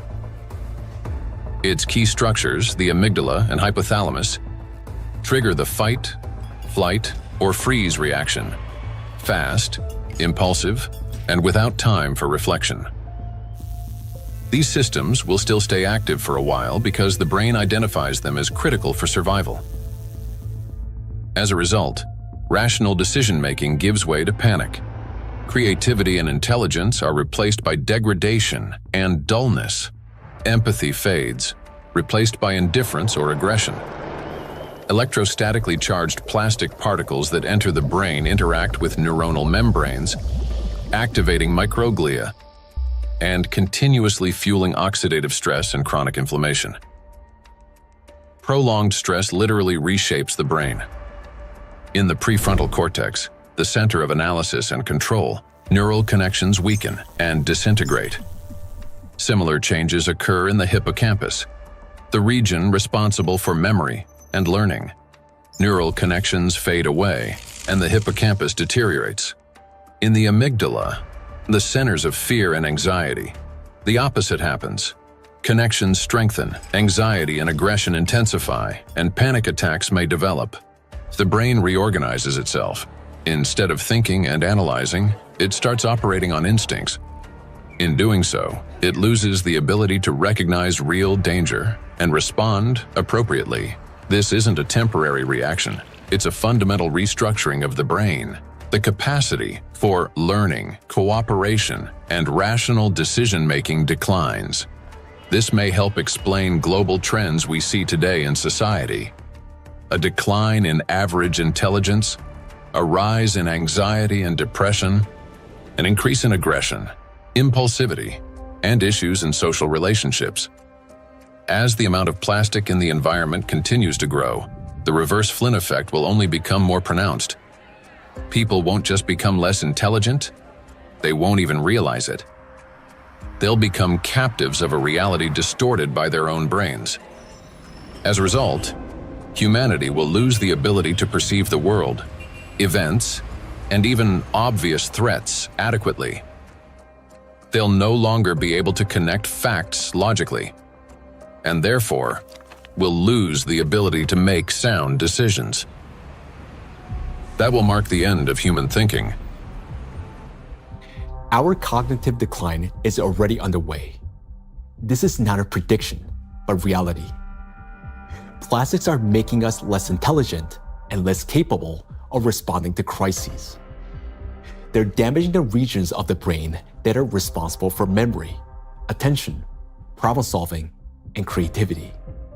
The very abilities we urgently need to achieve scientific breakthroughs and to find a way to neutralize the threat posed by micro and nanoplastics.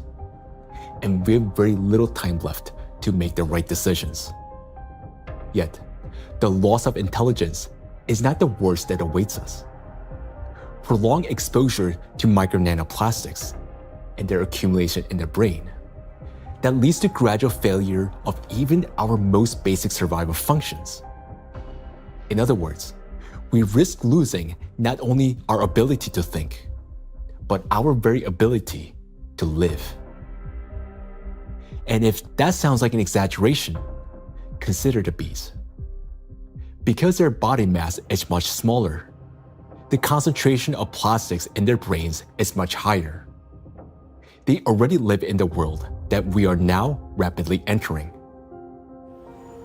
Microplastic can enter a bee's body through its thin cuticle, or along with food, and within just 72 hours, it reaches the brain.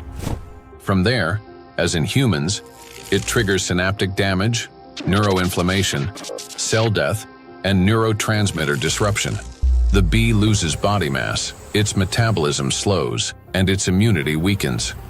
Its sense of smell, memory, and navigation begin to deteriorate, and bees stop recognizing their own colony and can no longer find their way back to the hive.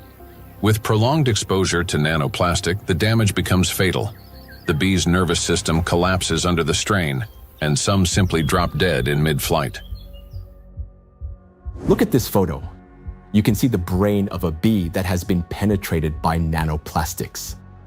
This amount of nanoplastics was enough to cause serious cognitive impairment in the bee. What is a critical point beyond which, like the bee, we stop recognizing the world around us and die on our way home? If nothing changes, this is a future that awaits us. It's also important to acknowledge that there is no safe level of these chemicals in the body. So while the manifestation may take time at a lower doses, it is not immune, that at lower dose it's safe to have that. And why is it important? I think it's important for so many reasons, because as soon as we define the threshold, various special interest groups would argue to keep micro nanoplastic concentration below that level, whether it's in soil or in water or whatever that is. And what does that mean? Is that we are allowed to have some degree of micro nanoplastic in our sources, air, soil, water, and so forth. But it's a cumulative impact, we have to remember. It's not a particular threshold at any given point in time in the source of whatever we are consuming, but it's a cumulative impact in our brain. And we don't know that, honestly, because it's the factor of time there is going to be different for bee than for a young child who doesn't have a fully developed brain versus an adult brain. Let us recall that a single nanoplastic particle in the human body is not equivalent to one dead cell. After destroying one, the same particle does not stop. It continues traveling through the body, killing one cell after another. So even the tiniest amounts of nanoplastics will damage the brain. And that's why there's no such thing as a safe concentration.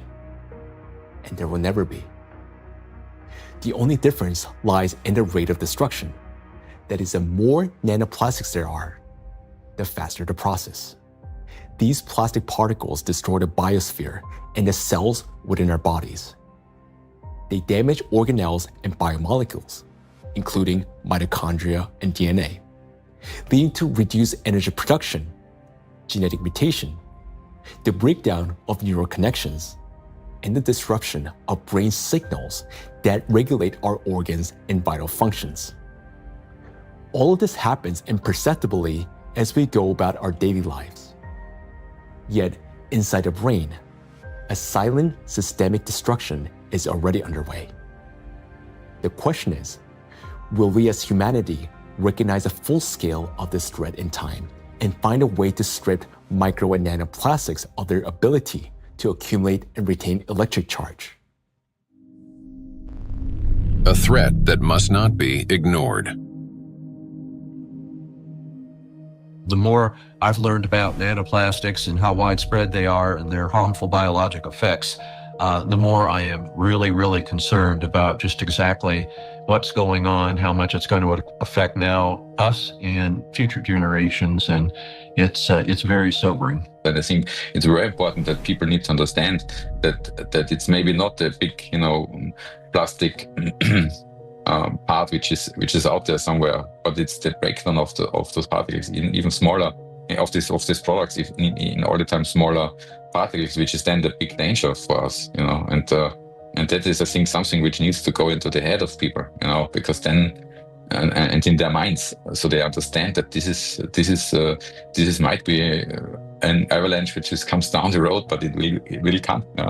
Or might come, if we don't do anything about it. So that's my point here. So we can't just leave it like that, The most frightening aspect is that nanoplastics interfere with the most fundamental processes of life.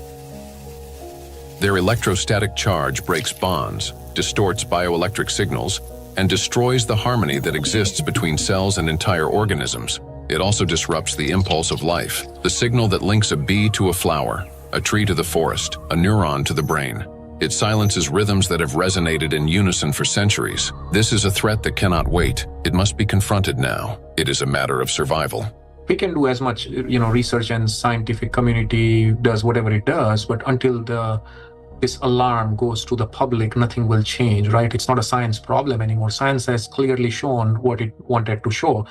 Maybe there will be 10 more studies in the next few years, right? And then what, right? Until we change, and this change is based on the public opinion. I want to leave something which is, our legacy should be habitable by our future generations. And that's the pure purpose we all have in common. If we can connect to our own health, I think that is way more powerful and more appealing for all of us to collectively act on this together. I think that's a very important point. And I think at a societal level, we all have to incorporate the other dimension beyond, in our balance sheets, beyond the dollars and pounds and euros and rupees, right, is the health, the impact on the health. And I think that has to be a part of the balance sheet, because what are we making money for if we can't survive or have a good quality of life?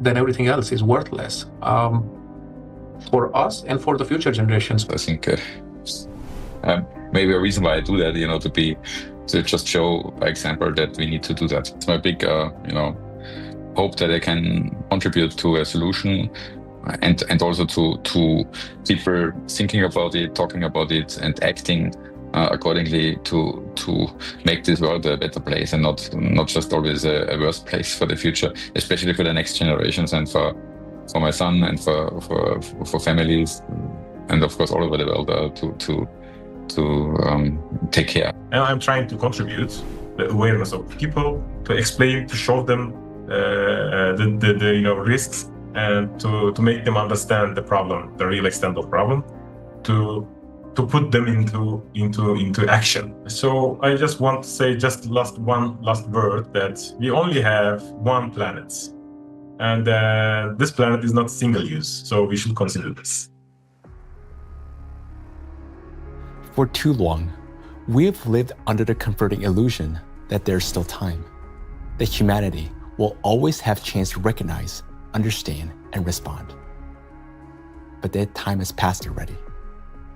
Our greatest challenge now is to find a solution before we cross the point of no return, while we still have both our intellect and the little time that remains.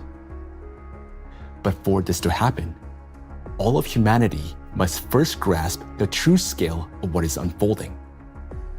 Only then will we be able to direct our full scientific potential and resources toward finding a solution. As we have seen already, no single individual, organization, or nation alone can solve such a complex problem. The scientific community of ALLATRA has been searching for the solution for 2 decades, and although it hasn't been found yet, we know it exists. We understand that the answer lies at the intersection of physics, chemistry, and biology, which means that the solution is achievable, and finding it is essential for survival. Through years of research, we have come to clear understanding that the efforts of the entire global community must be united, and urgently. The challenge before us is enormous: to find a way to strip micro and nanoplastics of their ability to accumulate and retain electric charge across the entire biosphere, not just in a test tube or single organism. And to do so without harming humanity, the planet, or disrupting the Earth's magnetic field. Today, micro nanoplastics are present in every human being, including newborns taking their very first breath. In fact, unborn children developing in the womb are already exposed to these tiny particles, and even human eggs and semen are now contaminated and impacted by nanoplastics. For the first time in history, we face an enemy that threatens all life on the planet. And unless we change the course, this crisis will only deepen. Nanoplastics have indeed become the only true enemy of all humankind and each of us. I want to say that now is not the time for geopolitical rivalries or economic wars. It is not the time to build new empires. When one realizes that they're dying, it makes no sense to start building a new house, especially when no one will be left to live in it. And above all, we no longer have a time for military conflicts. there's no sense in killing one another when we're already being killed by a common invisible enemy, although some don't even realize it yet. We cannot remain indifferent to this threat because our future depends on whether we're capable of setting aside our divisions and uniting against this killer, nanoplastics, which threatens all life on our planet. The question is, are we capable of truly understanding all this? Or has nanoplastic already damaged our minds to the point where we don't even recognize the mortal danger hanging over humanity? If we can still see the reality for what it is, then we're obligated to act, to find a solution while we still can. We cannot shift this responsibility to the next generation, because if we fail to find a solution now, there will not be any true generation. And knowing this, giving up would mean betraying ourselves, our families, our children, and all of humanity, condemning all life on this planet to slow and inevitable death. Each of us, if still capable of understanding this threat, can contribute something meaningful to this effort. Only by acting together can we solve this monumental challenge and preserve the most precious thing that we have, life itself. Life is worth fighting for.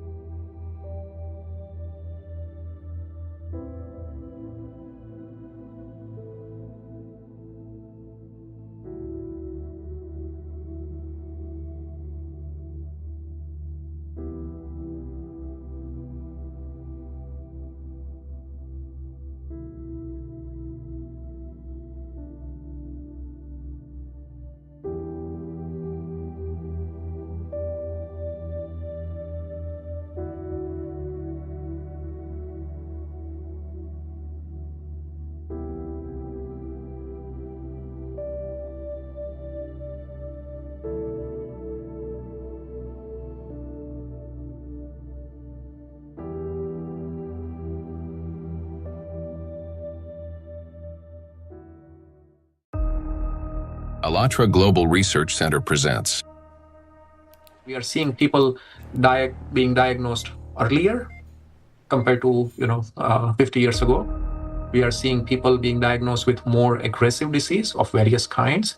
And we are seeing people having worse outcome compared to what they used to. And this is despite of all the advancement we have been able to make in the medical science in general. Do we expect the rise in neurodegenerative diseases, disabilities, and so forth? I think we are already seeing that rise. The rise in cancer rates worldwide is absolutely frightening. I think it's very legitimate to call it an epidemic.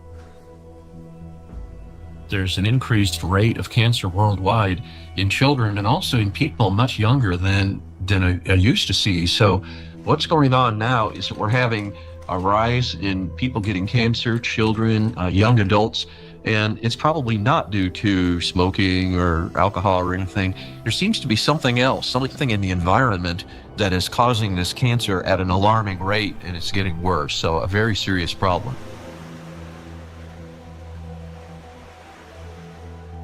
Diseases are emerging early in life. Today's generation is getting sick at ages when their parents were still healthy. And what's worse is that they're often battling not just one, but multiple chronic diseases simultaneously. How can this be happening despite all the advances in modern medicine? What if behind this rapid global decline in human health, there lies a hidden factor, one that we've overlooked all along? Nanoplastics, a threat to life. We're talking about microplastics, tiny particles that can't be seen with the naked eye. They're much thinner than a human hair, extremely fine. From the molecular level to the scale of entire ecosystems, understanding microplastics is crucial for protecting the biosphere and public health. I was also surprised that it took so long, to people to recognize that's a problem, because this plastic production increased super high in the 1950s, and we have now, I guess, something between 400 and 500 million tons of plastic production every year, and this keeps accumulating, and in all our ecosystems. So it's not only affecting the human life, but the whole ecosystem. So it's every individual, every plant, even bacteria. They take them up. So that's something which we have to take into account. The fact that it now pervades from our deepest ocean to our highest mountain, that it's present in more or less every living sample that scientists have looked at, and in some populations in considerable proportions, and that it's now pervading, our food, drink, and the air we breathe, to me, is quite concerning. The science has clearly, without a doubt, shown that these chemicals, these particles are very harmful for us in various ways, not just one organ system, but all organ systems are affected. Plastic symbolizes progress, a triumph of human ingenuity, a material that is light, strong, and built to last forever. Yet, as humanity, we miss something crucial. We fail to notice how the very material created to improve our lives began instead to endanger them. Unfortunately, people often underestimate the true threat posed by plastics. Many think of it merely as an environmental problem. Bottles scattered on beaches, debris floating across the sea. And yes, these do pollute our planet. But large plastic pieces alone cannot destroy the entire biosphere, including humanity, unlike the microscopic particles they eventually become. This plastic bottle, in this form, it poses no immediate danger. But everything changes once this solid object disintegrates into masses of microscopic fragments. If this half-liter bottle were broken down into plastic particles just 1 micrometer in size, it would create roughly 10 trillion of them. And if all those particles were to penetrate the cells of a human body at once, this single bottle, in the form of nanoparticles, would destroy a person within minutes. Micro and nanoplastics are a threat to life itself. And by life, we mean not only human existence, but the very survival of the entire biosphere. Scientists are sounding the alarm that even today, exposure to these particles is leading to deterioration of health, as well as physical and cognitive decline across humankind. A growing body of research links micro and nanoplastics to the development of diseases, genetic mutations, and the rise of antibiotic resistance. Some researchers even associate tiny plastics with climate anomalies, natural disasters, and increase in seismic activity as trillions of microscopic particles interact with the environment. Over time, they could create uninhabitable zones across our planet. And all of this begins with a simple chain reaction. When plastic, like this very plastic bottle, breaks down into micro and nanoplastics. This documentary is a result of a large-scale investigation. We've examined hundreds of scientific studies and thousands of facts to answer key questions, like why are plastics so particularly dangerous? How can plastic particles threaten the very foundation of life? And what chances remain for humanity to change its course? Today, only a few hundred, perhaps a few thousand people truly understand the magnitude of this threat. A number far too small for a world of 8 billion. But by watching this documentary, you will become one of the few who understand what's really happening. This is a story of why researchers studying nanoplastics call them the #1 killer, and how they're already reshaping our future. Plastic interferes with the universal language of life.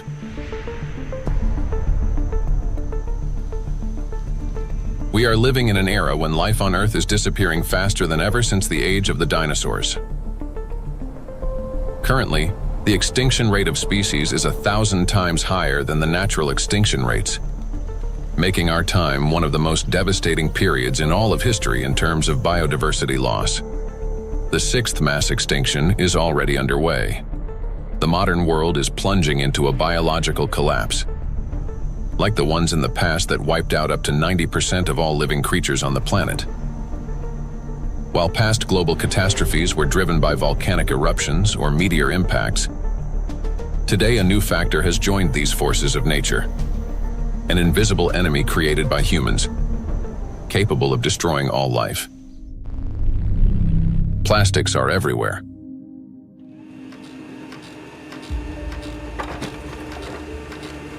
Since the mid-20th century, humanity has produced more than 9 billion tons of plastic, a material that was meant to make life easier, but has instead become a deadly trap for nature and for humanity. It is well established that most plastic is never recycled. Professor Antonio Ragusa, an Italian obstetrician-gynecologist and researcher who first identified microplastic in the human placenta, explains how it continues its journey through the biosphere.